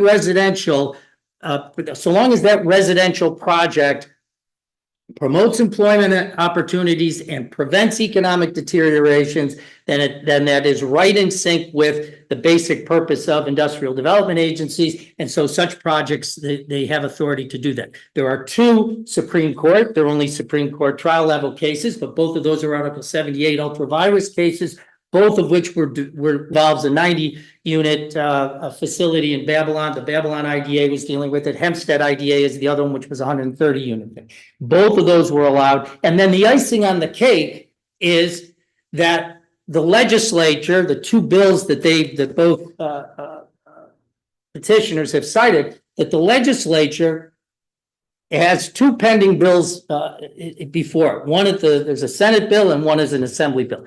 The sponsoring memorandum for both bills are very specific that this is about clarifying, not creating, clarifying an authority which is already there. And the reason for doing so is because of the ambivalence of certain IDAs and the hesitancy that they have with respect to whether they're able to go forward with residential projects. So all this is a clarification of a pre-existing authority that's already there. So That's with respect to residential. With respect to retail, Mr. Smith is not a cost engineer, and we had a letter, but the point of the letter was that in this project, in the proposed project that is, as it is seen right now, which is about little over 1,000,009 square feet.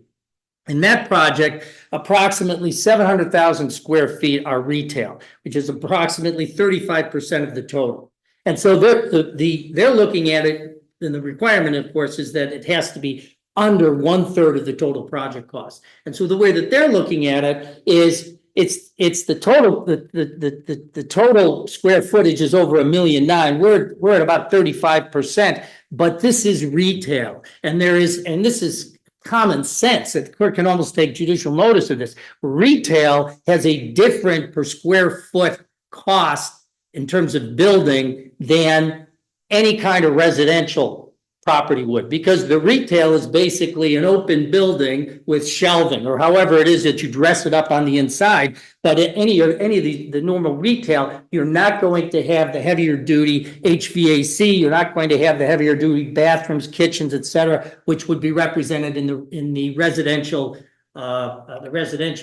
development, which is 1,000,001 square feet approximately in terms of the way that they're looking at it now. So it qualifies, this qualifies under that exception, under that retail, that it is below that. Plus, it isn't just lip service to it, because there's also a history of 2 years of dealing with, by the IDA, dealing with this developer in an ongoing back and forth with respect to all of the environmental reviews, with respect to negotiating the cost reimbursement agreement, with a whole host of things that creates a certain amount of trust, is probably not the right word, but an acknowledgement of the quality of the information that they're getting back and forth. So based on just the obvious fact that the building costs of retail are substantially below that of residential, and most of this project, 1.1 million square feet, is residential, that satisfies that. The other exception, of course, is Counsel, you should be mindful of your time. I am. Yeah. Thank you, Your Honor. The other point I would make is, and two other points. One is with respect to it qualifies as being in the highly distressed area, which even if there is retail, if it's in a highly distressed area, that qualifies. Here, it's not the entire project site, but through the ongoing expansion of the Empire Zone, which is by definition a highly distressed area. The expansion of that over the course of a number of years, and those local laws, Town of DeWitt local laws, are cited in the county local law, are cited in our brief. With respect to the environmental review on noise, and particularly with the reference to the Plattsburgh case. Two things. Traffic, first of all, we didn't just dabble in traffic. The traffic, there's a very detailed study. It identifies a whole host of mitigation measures. Those were reviewed by the New York State Department of Transportation, which signed off on all of those. So the traffic, I think, is nailed down pretty well. With respect to noise, the issue with noise was that there is a noise study that was done. And in that study, it was determined that the Town of DeWitt limitation on 70 weighted decibels is going to be exceeded from time to time as a result of the construction noise, and that there were mitigation measures put in place in connection with that. Movable that would be used during the construction phase, movable sound barriers, fencing, moving construction equipment around, using a certain type of construction equipment where the sound will be muffled to a degree, but that you can't do that. This is an example of permissive segmentation, that you can't do the final analysis with respect to noise because they don't know exactly what is going to be built and exactly where on the site it is going to be built. And until you have those two items in place, you can't really finish your noise analysis and noise study. But what the determination of exactly what is going to be built and the location of where that's going to be built are also going to be, by definition, subject to a further seeker review, because it has to go through the Town of DeWitt site plan approval process. And so in that, under those circumstances, the deferral of the final analysis of the noise is appropriate as permissive segmentation. Thank you, counsel. Justice Cetra will be glad to know that he may be gone, but he's not forgotten.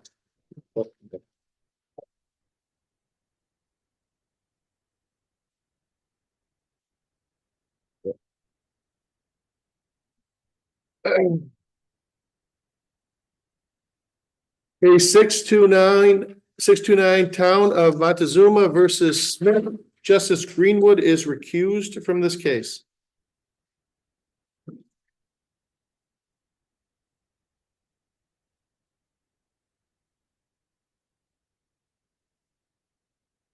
Morning, Your Honors. Alan Pierce of Hancock Esterbrook for the appellant Sheila Smith. I submit to you this is a very straightforward appeal involving two legislative enactments, if I may say that, that are really clear and unambiguous. The problem is that the town and the lower court, the trial court, have misinterpreted the town zoning ordinance and general municipal law 136 subdivision 12. Counselor, isn't our primary issue here that you've asked us to address as to whether 136 is applicable? Yes. And if we determine it is, we affirm. If we determine it's not, we reverse, and that's the sole issue before the court. Is that too simple? That's about it, Your Honor. And I submit to you that 136 does not apply here because in 2019, long after my client was using this rural property for a used car business and has multiple vehicles in the state of repair and using for parts, as he states, as Mr. Smith states in his affidavit, 43 years after, or 42, they passed a local zoning ordinance in 2019. In 2020, they charged Mrs. Smith, who's the owner of the property, with a violation of the state statute and the zoning ordinance and the industrial building code that's not really relevant here right now. So the problem is that the state statute 136.12 specifically says that if you have a local ordinance that it does not, this statute shall not be deemed to apply to any municipality which has any ordinance or local law or regulation to license or regulate junkyards.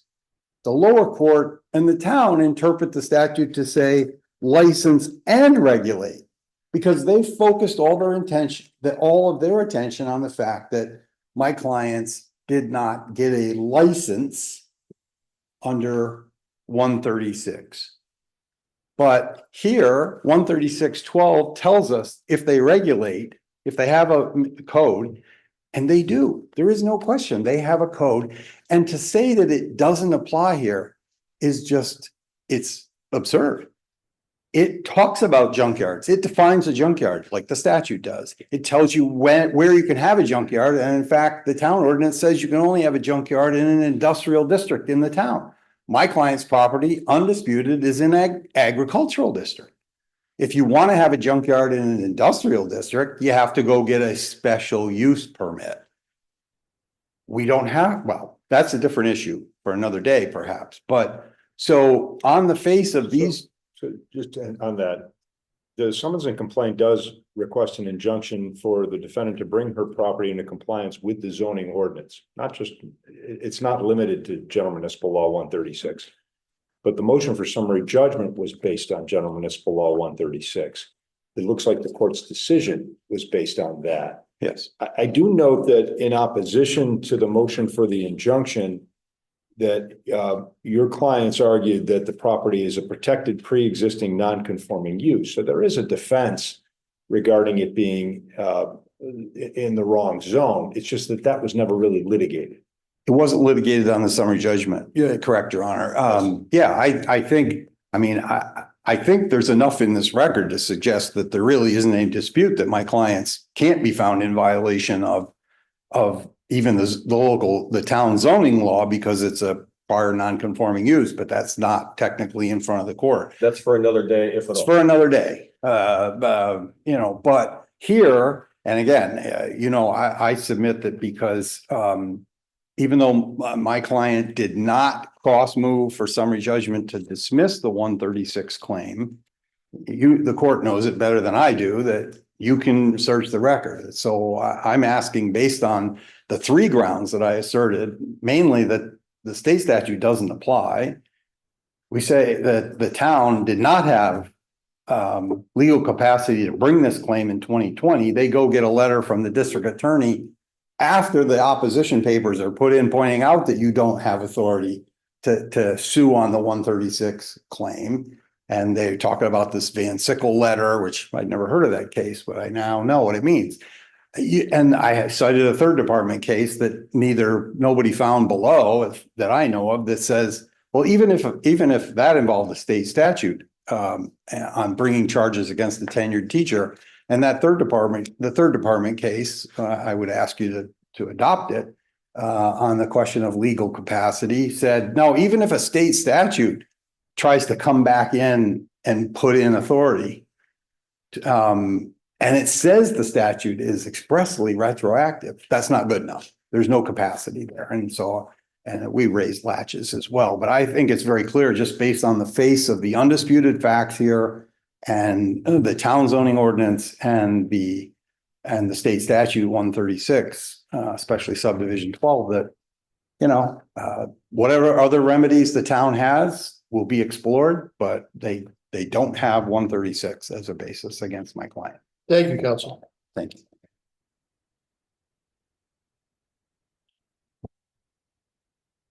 Good morning. May it please the court, Kevin Cox for town of Montezuma. Your honors, I think the main issue here is with respect to the 136 issue is that if appellant had it her way, she's saying 136 doesn't apply. She doesn't have to get a license under 136, and there's nothing in the town law that says she has to get a license in an ag res zone where she operates.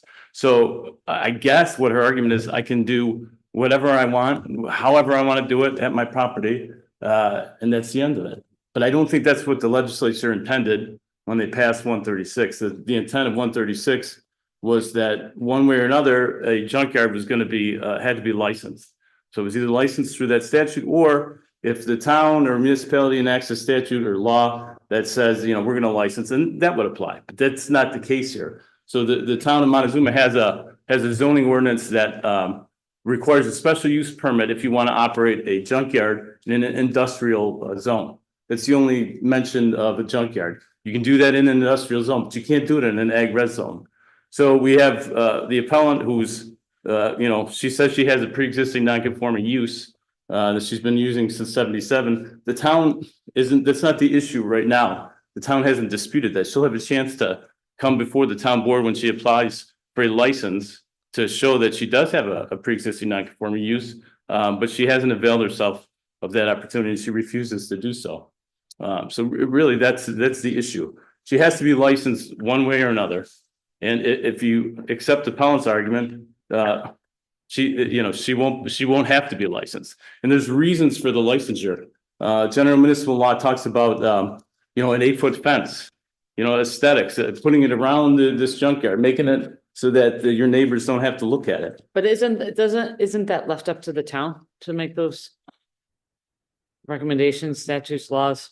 Sure. That's really the purpose of it. Yeah, absolutely. Well, it's the purpose if it chooses to do so. In this case, the towns has said in their zoning ordinance, they enacted in 2019 that you can have a junkyard in the town, but you can only have it in an industrial zone.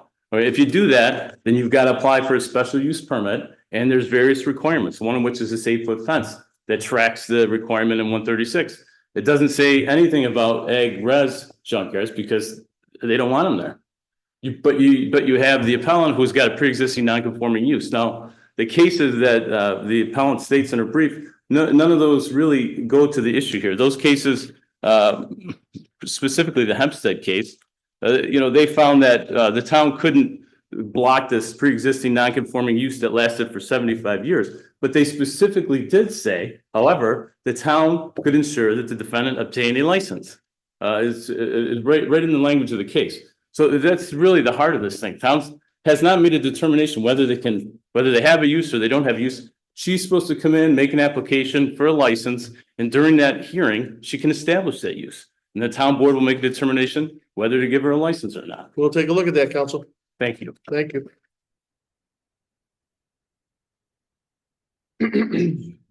Case 630, Hennigan versus CJW Electric LLC.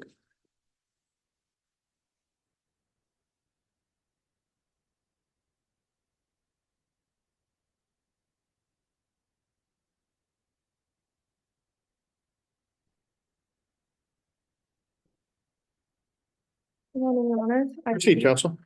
I appear on behalf of the appellant, Kodiak Builders in this matter. My name is Nadia Becker from law firm Chellis Hertix Byron Monty. And I am assuming that you are well acquainted with the facts, so I do not have to advise those for you. Okay.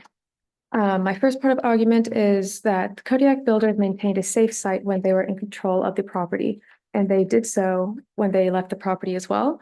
The Cletus argue that the site was unsafe due to the plywood not being secured. However, there were other contractors that appeared on the property after the exit of Kodiak Builders. These were CJW Electricians and Aaron and his team, which leads me to my next point, that Kodiak was not in control at the time of the incident. They did not exercise supervisory control, nor did they contract to have supervisory control on the property. They did not have actual or constructive knowledge of the hazard on the property as well.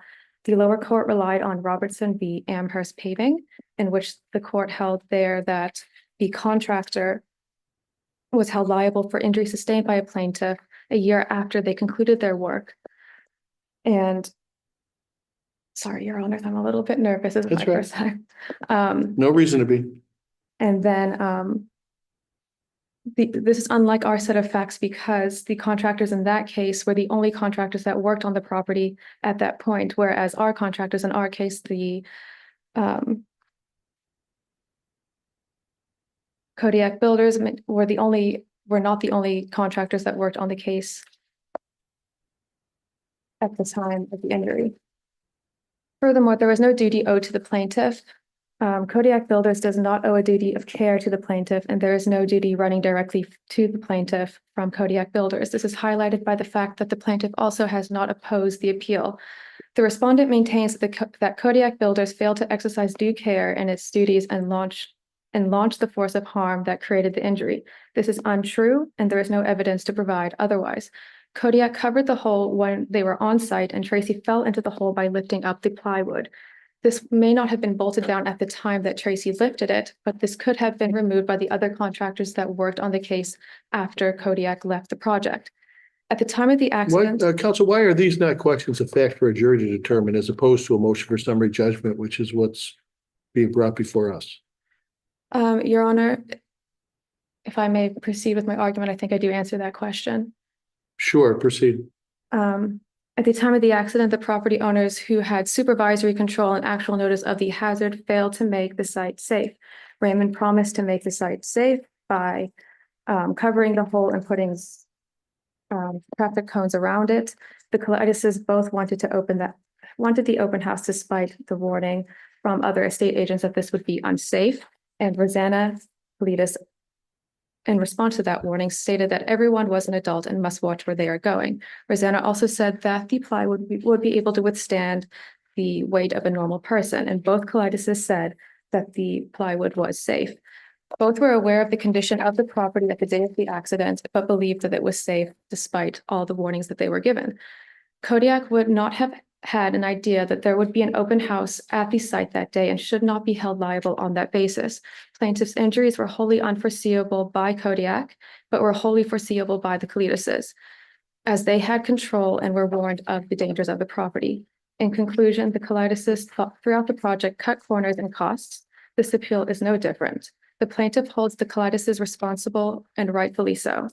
That is why I asked the court to reverse the lower court's denial of Kodiak's summary judgment motion and grant Kodiak's summary judgment motion in its entirety. Thank you, Counselor.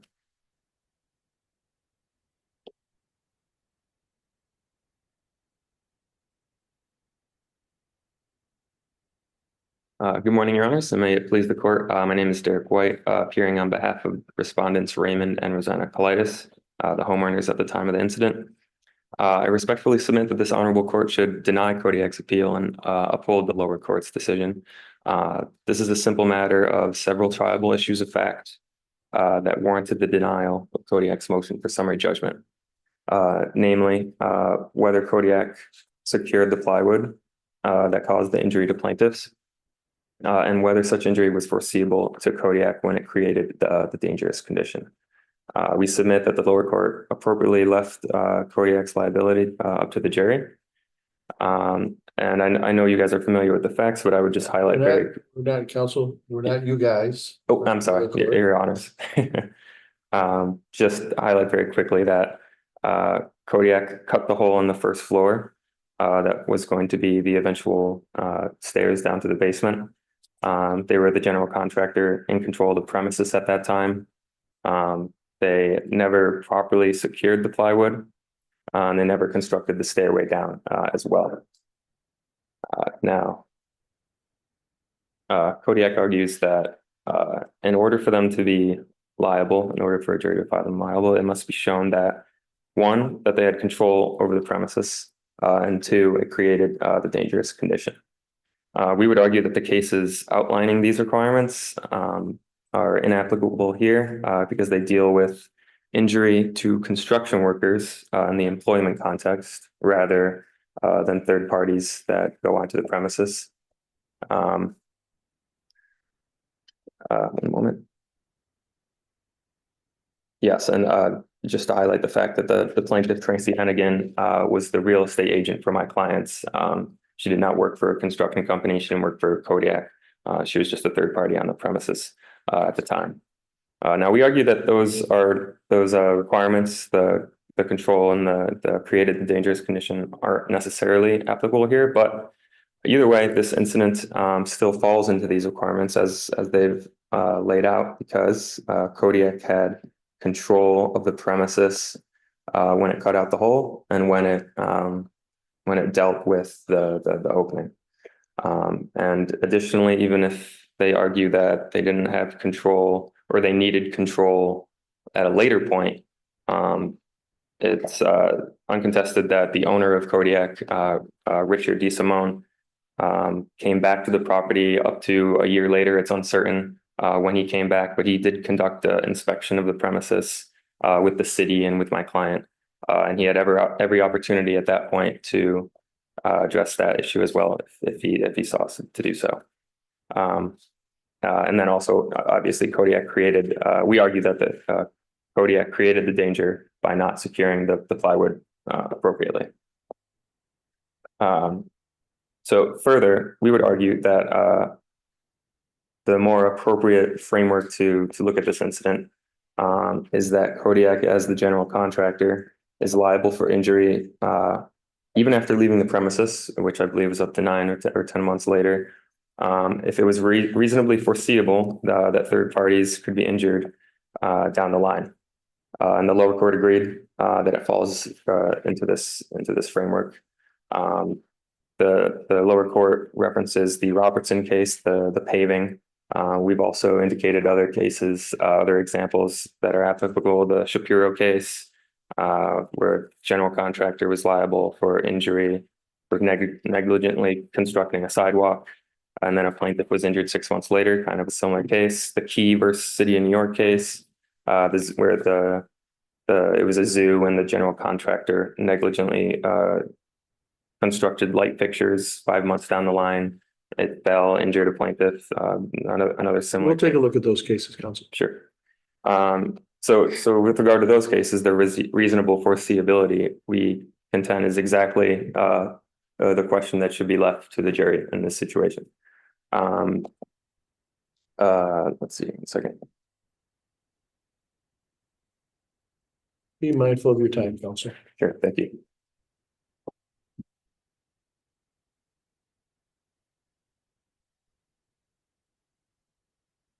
Yes, so just in summation really quick, I think I've hit all the points I wanted to hit, but essentially the crux of this comes down to that essentially there are triable issues of fact that precluded summary judgment. The lower court made an appropriate decision.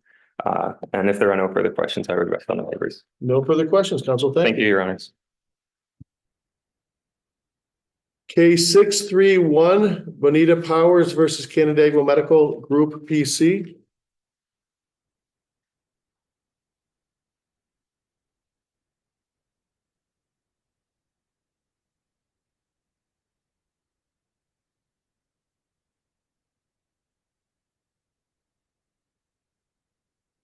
Do we have all counsel at the table here?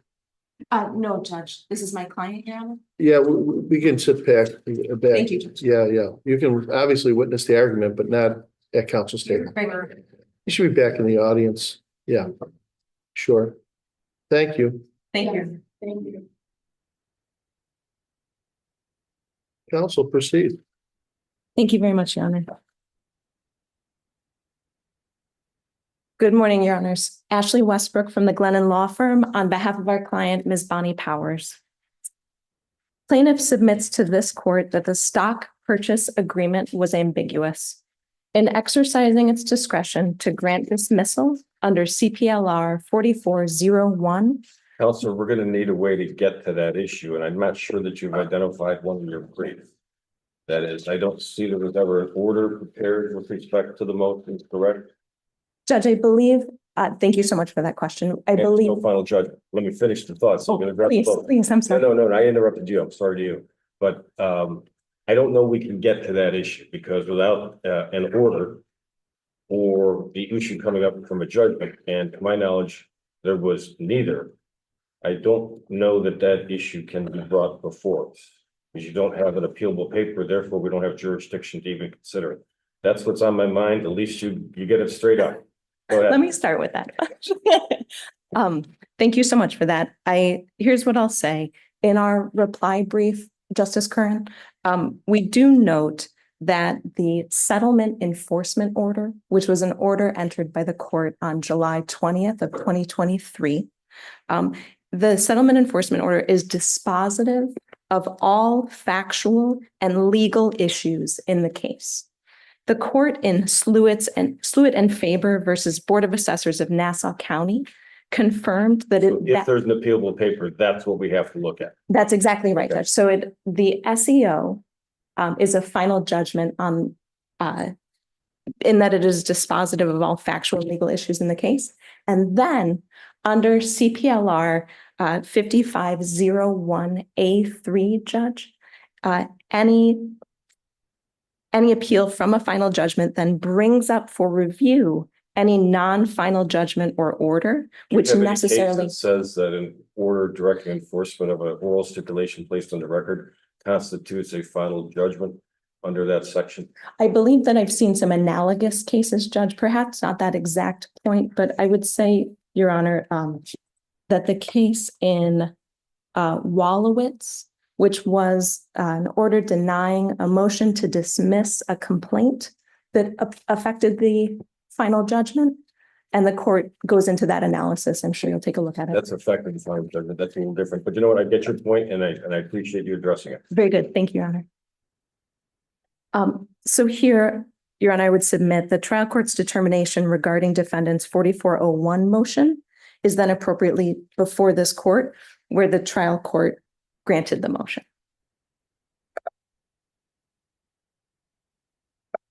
Turning then to the merits, the plaintiff submits to this court that the stock purchase agreement was ambiguous. In exercising its discretion to grant dismissal under CPLR 4401, the court in effect indicated that there was no rational process by which a jury could find for the non-movement. We respectfully disagree with that assessment. In fact, where the contract at issue in this breach of contract claim was ambiguous in its terms, there was a wholly rational process whereby a jury might decide in Ms. Powers' favor. The court in Chimart confirmed that under this standard, the trier of fact should have been given an opportunity to decide the ambiguity. As such, appellant respectfully requests that this court reverse the trial court's decision granting defendant's 4401 motion to dismiss plaintiff's breach of contract action. The contractual provisions before this court are ambiguous, as was made plain in the very early aughts of trial. On the one hand, defendant's own employee interpreted the stock purchase agreement, the contract which is at issue before us, as permitting him, a non-neutral, non-third party, to calculate book value.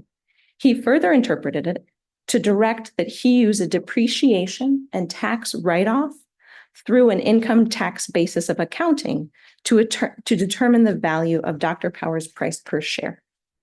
As the court in CB Holdings held, a contract is unambiguous if the language it uses has a definite and precise meaning unattended by danger of misconception in the purport of the agreement itself. Defendant's employee might have testified at trial if given an opportunity to do so, that this was the correct interpretation of the contract. Defendant employee elected to find the value of each share by taking the shareholder equity from a 2010 report and dividing it by the number of shares. Defendant's employee did not appropriately include the value of a parcel of real estate that was then valued at $3.8 million.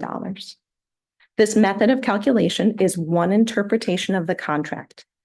Plaintiff's expert testified that it is a complete misreading of the contract that fails to employ generally accepted accounting principles. But that is not what's even at issue here, Justices. As the court in Campbell held with respect to CPLR 4401, giving the plaintiff the benefit of every reasonable inference to be drawn from the evidence presented, there was a rational basis upon which the jury could have concluded that the defendants breached the subject agreement and that plaintiff was damaged thereby. By virtue of her accountant's testimony, that issue of fact should have rightly been presented to the finder of fact. Plaintiff's expert, Mr. Pitcher, testified extensively to the generally agreed accounting practices and why, when it comes to this particular calculation, the defendant's calculations were incorrect. And that is the essence of an issue of fact. Here, we are simply asserting that there were multiple reads of this particular provision, and that by granting the 4401 motion, the trial court denied the trier of fact an opportunity to weigh those competing interpretations. We simply urge this court to find that there was more than one rational option before the trial court, and holding that there was no rational process by which a jury could find for the non-movement was not a hurdle that defendants had effectively surmounted at trial. The plaintiff would also respectfully submit that to the extent that this court finds that the trial court's granting of defendant's 4401 motion was an error, the court need not proceed beyond that threshold inquiry. All other arguments today necessarily depend on that finding. Second, plaintiff would urge this court to find that the trial court erred in granting defendant's motion to enforce the settlement agreement. And likewise, the trial court should have granted plaintiff's cross motion to vacate the same. As the Vargas court held, a court should construe a stipulation made in open court in accordance with the intent of the parties and the purpose of the stipulation by examining the record as a whole. When viewing the record in its totality, a picture emerges of a plaintiff who did not unequivocally consent to the settlement before her. As the court in Shroang held, this court might also reasonably find that the trial court's improper granting of defendant's 4401 motion created a coercive environment where plaintiff did not understand why her claim had been dismissed and was fearful of the impact of immediately moving forward with a trial of the counterclaims. Fear and confusion are not the cornerstones of consent. What I'd like to encourage the court to keep in mind as you all weigh this case is that Ms. Powers is not an attorney. As is obvious from the trial transcript, she was unclear about the various legal terms being used and was, above all else, and with good reason, concerned about the impact that a settlement might have on her other pending case. Ms. Powers carried this case on after the passing of her husband, a beloved doctor in the Canandaigua community. It is so clear that her deepest desire is to do right by her husband's legacy. And on that day at the Ontario County Courthouse, she did not believe that she was honoring that desire. You should begin to wrap up, Counsel. Thank you. When being, just a moment, Counsel, or Justice.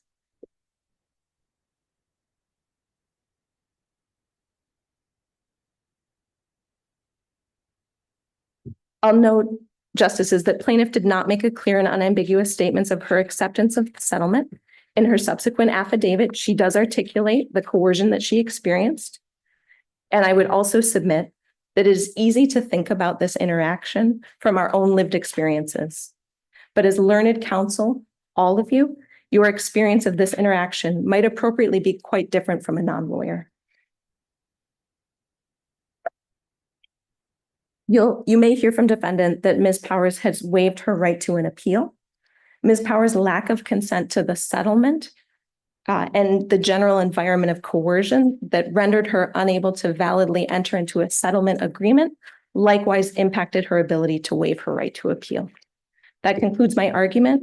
Thank you all for your attention and consideration. Thank you, Counsel.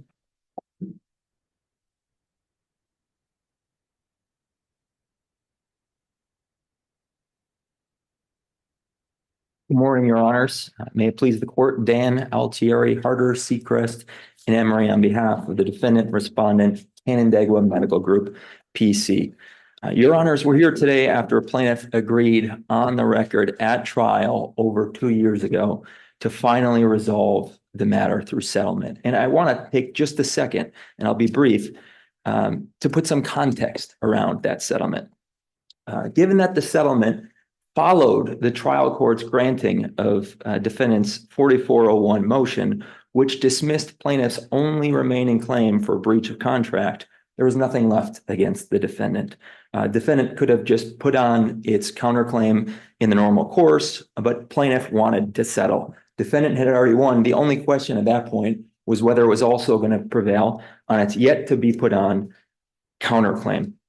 Literally, the only reason, if we go back in time, that the defendant would ever agree to settle at that stage is to avoid the cost of an appeal which, not so coincidentally, plaintiff specifically waived on the record in open court.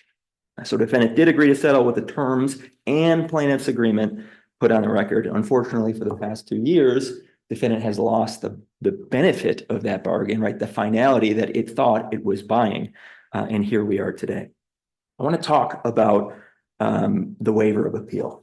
Counsel is correct. It's obviously something that we think is critically important. And it's also very straightforward. If we find that the enforcement, the settlement is properly enforced on appeal, then your argument would be we should just dismiss based on the waiver, right?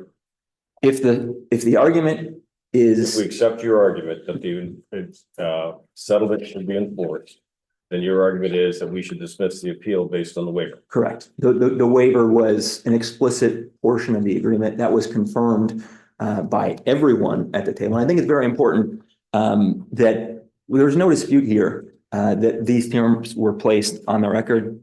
We don't have a question about counsel's authority because plaintiff was standing right there with counsel. You see in the transcript where the lower court and plaintiff's own counsel recited the terms of the settlement, turned to plaintiff and said, do you understand, or something to that effect. It's on the including the carve out for whatever the other litigation. Yes. And obviously I know it's very difficult to go back in time, but for someone that was standing there in the courtroom, what I will say, and you could get this if you look at the transcript, you can see this context. The questions were relating to the confidentiality carve out, right? What can I say about this settlement to perhaps the jury in that other case? And that was what the back and forth was. And that was why Ms. Powers went out in the hallway with her attorney to answer what I think is that question. And each time when they came back in, the court specifically asked Ms. Powers, have you been satisfied with the advice? Has your question been answered? And if you look at, I think it's page 41 through 43 of the record, that question is specifically asked of Ms. Powers. Have your questions been answered? And are you satisfied with the advice that you were given? And both were answered in the affirmative. We're trying to reinvent history now. I do want to address this attempt to get around the settlement because I think it's important. As I said, we're not talking about a lack of authority here. What we're talking exclusively about is the alleged carelessness and negligence of plaintiff's trial counsel, different counsel. Now, I'm not going to take any position on that, of course, because I don't need to, but what I will say is that's just simply not enough to set aside an agreement. I think it's noteworthy that the Schroang case that was brought before your honors just a minute ago by opposing counsel, that was that was an attorney malpractice case. Okay, that wasn't a case involving the enforcement of a settlement agreement. The court was left to decide whether this browbeating, as the court put it, in terms of forcing the party into a settlement, amounted to malpractice, right? That's not a question before your honor, right? The court there wasn't saying, okay, does this give the party the right to back out of a valid agreement because the party is no longer satisfied with the advice of counsel that she said particularly that she was satisfied with. So that was a completely different question. I think that case is inopposite. If your honors would like, I could go further and talk about the merits of the 4401 motion. I think that's spelled out sufficiently in our papers. I think what is most noteworthy there, if you get past the waiver that was put on the record, if you get past the enforceability of the settlement agreement, if you actually look at the merits of the dismissal, just turn my note.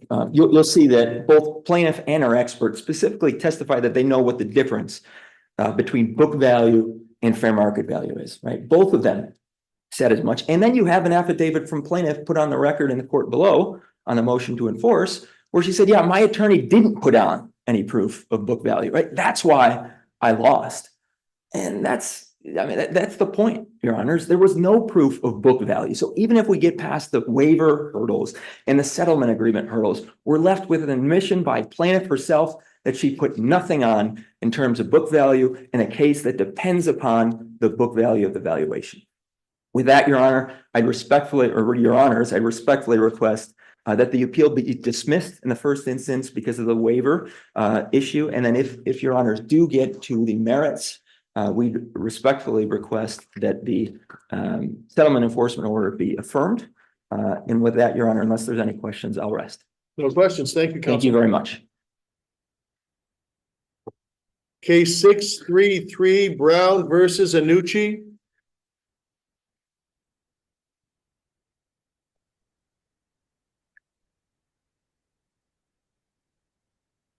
Hi, your honors, can you hear me? We can, counsel. Your opponent has submitted. Yes, I'll keep it very brief. Rachel Raimondi for respondents. Your honors, there's just no transitive property in sentencing. There's nothing that has changed the consecutive relationship between counts 2 and 3. So you take the 12 years on count 2 plus the 10 years on count 3, add them together. It's a 22-year aggregate term. If the court has no other questions, I'll rely on my brief. I appreciate the just very quickly, the authority that you're relying on, but it seems to me to create some concern when a defendant is sitting serving a sentence, when you say, well, which sentence are you serving? It seems that when you start saying, well, I'm serving this one, but it's concurrent with this one, and then it's also concurrent with that one, that ultimately you can lead to a situation where then they're serving a sentence twice. Do you understand what I'm saying? I would disagree, your honor. Once they start serving the sentences, it's the aggregate and you just start serving the term. So as you start serving the aggregate term, the other ones will fall away. They get subsumed into it. So I would disagree with that. It becomes one chunk of a term. Right, I know, but when you're serving the first 12 years for robbery 1, the assault doesn't go away, because then you serve it again after the CPW, which was also done along with the robbery. You follow my point? So, but it becomes one whole term, and basically that as you serve them, you know, everything gets, it's one aggregate. So then anything that is concurrent is included in that. I understand. Okay, thank you. Are there any other questions? I'm sorry, maybe I'm a little unclear on what you're asking. Not a great question, but thank you. Thank you, counsel. Thank you. Case 634, Mayorana versus Green.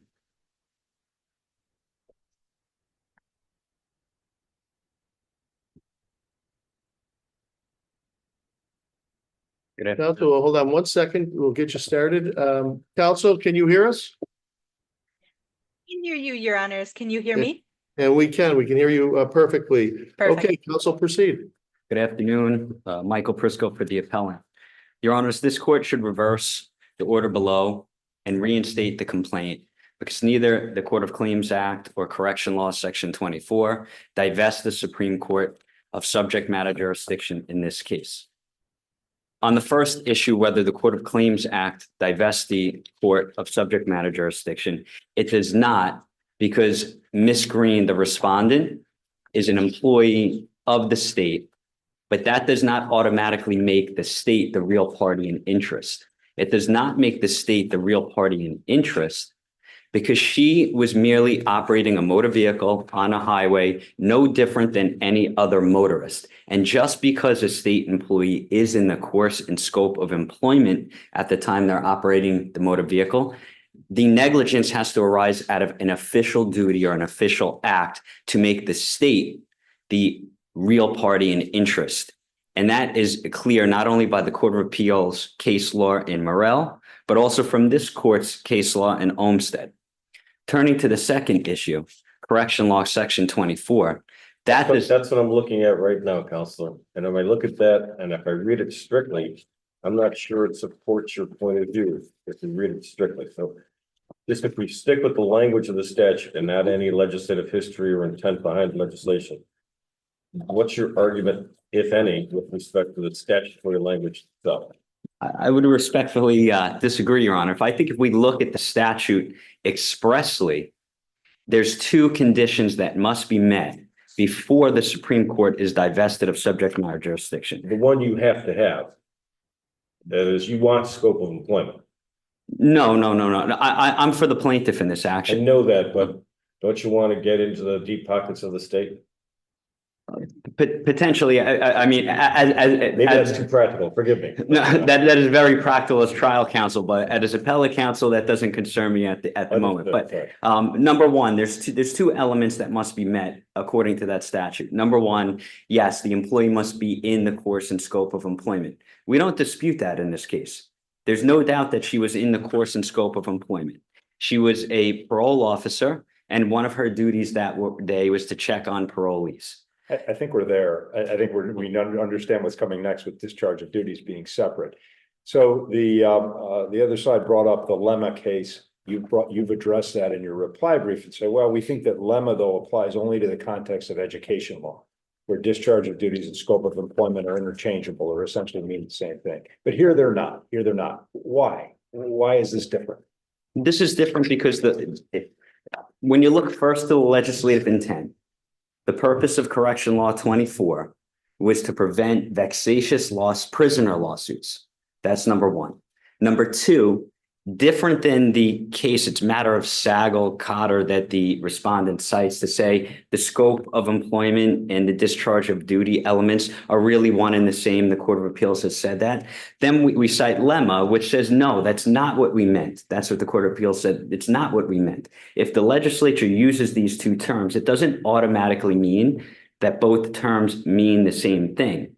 If there is a qualifier or they're separated, divorced in some way, then you have to give meaning not only to course and scope element, but also the discharge of duty element. And in this particular case, like matter of Lemma from the Court of Appeals in 2018, the court did bifurcate both of those elements. It, number one, said the act, in order for immunity to apply, it has to be in the course and scope. And then they separate it with the word and in the discharge of duties by such officer and employee. That's what the Court of Appeals looked at in Lemma when they were looking at General Municipal Law 50I. They saw that it was separated.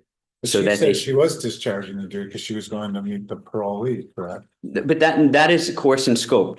Discharge of official duties is an official act. So what she was doing at the moment of the accident was no different than the other motorists that were on the roadway that day. They are all under an individual duty of care to operate their motor vehicle in a reasonably safe manner in accordance with the vehicle and traffic law. She wasn't responding to an emergency. She didn't need to get to an parolee's house under an emergency situation. So it's not enough that she's commuting to her appointment. That is an official duty once she gets there. You're saying on the road, you don't make it. If you arrive, now you're discharging your duty. Correct. As she's driving there, she's in the course and scope. She's going to where she needs to be for the job. The official act isn't going to begin until she's at the parolee's house, engaging in and discharging her official duties. That's why you have the two elements. That's why it is relevant, besides looking at the plain meaning of the statute, also looking at the legislative history. Why was this law passed? It was because the legislature was concerned that parole officers, correction officers are being involved in constantly vexatious lawsuits by prisoners, right? Corrections officers in a correctional facility where it's very clear when they're discharging their official duties. It wasn't contemplating motor vehicle accident. Absolutely not. And I think that makes it, I think it's clear not only from the statute, the legislative history, the Court of Appeals case law, when the second department looked at it, they came to that conclusion. Same thing with the third department. If there's no more questions, I will submit on the brief. Thank you, Counsel. Thank you. Counsel, proceed. Up, you're on mute. Thank you, Your Honors. May it please the court, Alexandria Twynham on behalf of Respondent Lloyd Green. As the court identified when talking to my friend on the other side, the only question in this case is whether Ms. Green was discharging her duties at the time of the collision. And the answer is yes, under binding precedent of the Court of Appeals in the matter of Sandle and matter of Lemma. The two phrases have an identical meaning and have consistently been used that way. Now, plaintiff has tried to make two distinctions as to why those two terms do not need to be treated identically in this case. The first being that Sandle was limited to education law, and second, that the statute at issue in Sandle did not use the word "and" between the phrases scope of employment and discharge of duties. Both arguments are foreclosed by the Court of Appeals opinions for two reasons. The first is if you look at pages 675 to 676 of the matter of Sandle opinion, where the court is tracing what they describe as their long history of regarding the terms as interchangeable. Two of the cases they cite, their previous cases, are Joseph v. City of Buffalo and Williams v. City of New York. Those were cases where the court was interpreting general municipal law, section 50J. And in Sandle the court says, we treated the terms as interchangeable in general municipal law, section 50J. The version of 50J that was applicable at the time those cases was decided used "and." It said scope of employment and discharge of duties. And yet the court is saying we have this unbroken history of saying scope of employment and discharge of duties. They are the same thing. The second reason that plaintiff's arguments are foreclosed is that in matter of Lemma, the court was looking at, again, not an education statute. It was looking at general municipal law, section 50L, and that statute too used "and." The statute, the precise language of that statute is about providing defense to employees if the damages arise, quote, while in the proper discharge of his duties and within the scope of his employment.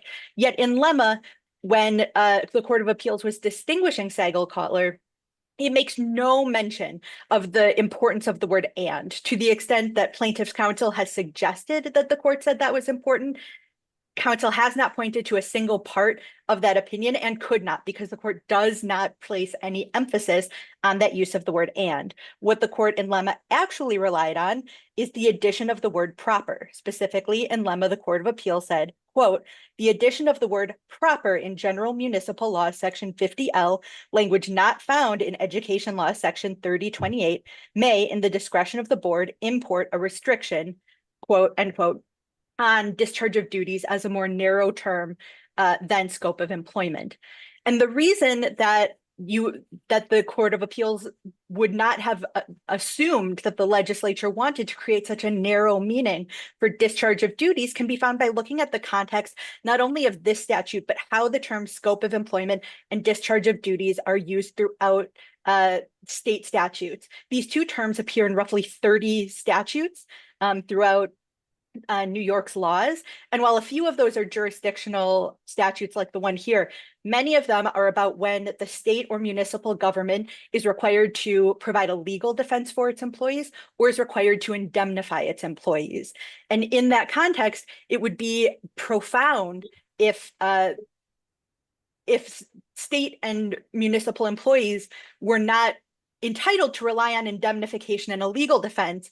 For example, if they were conducting a duty that that was done in the scope of their employment, but that someone said, well, this is general duty that's owed to everyone, that would profoundly change the expectations that people have when they become employees of a state or municipal government. If there are other questions, I'm happy to answer them. Otherwise, we would rely on our brief. No further questions, counsel. Thank you. Thank you, Your Honors.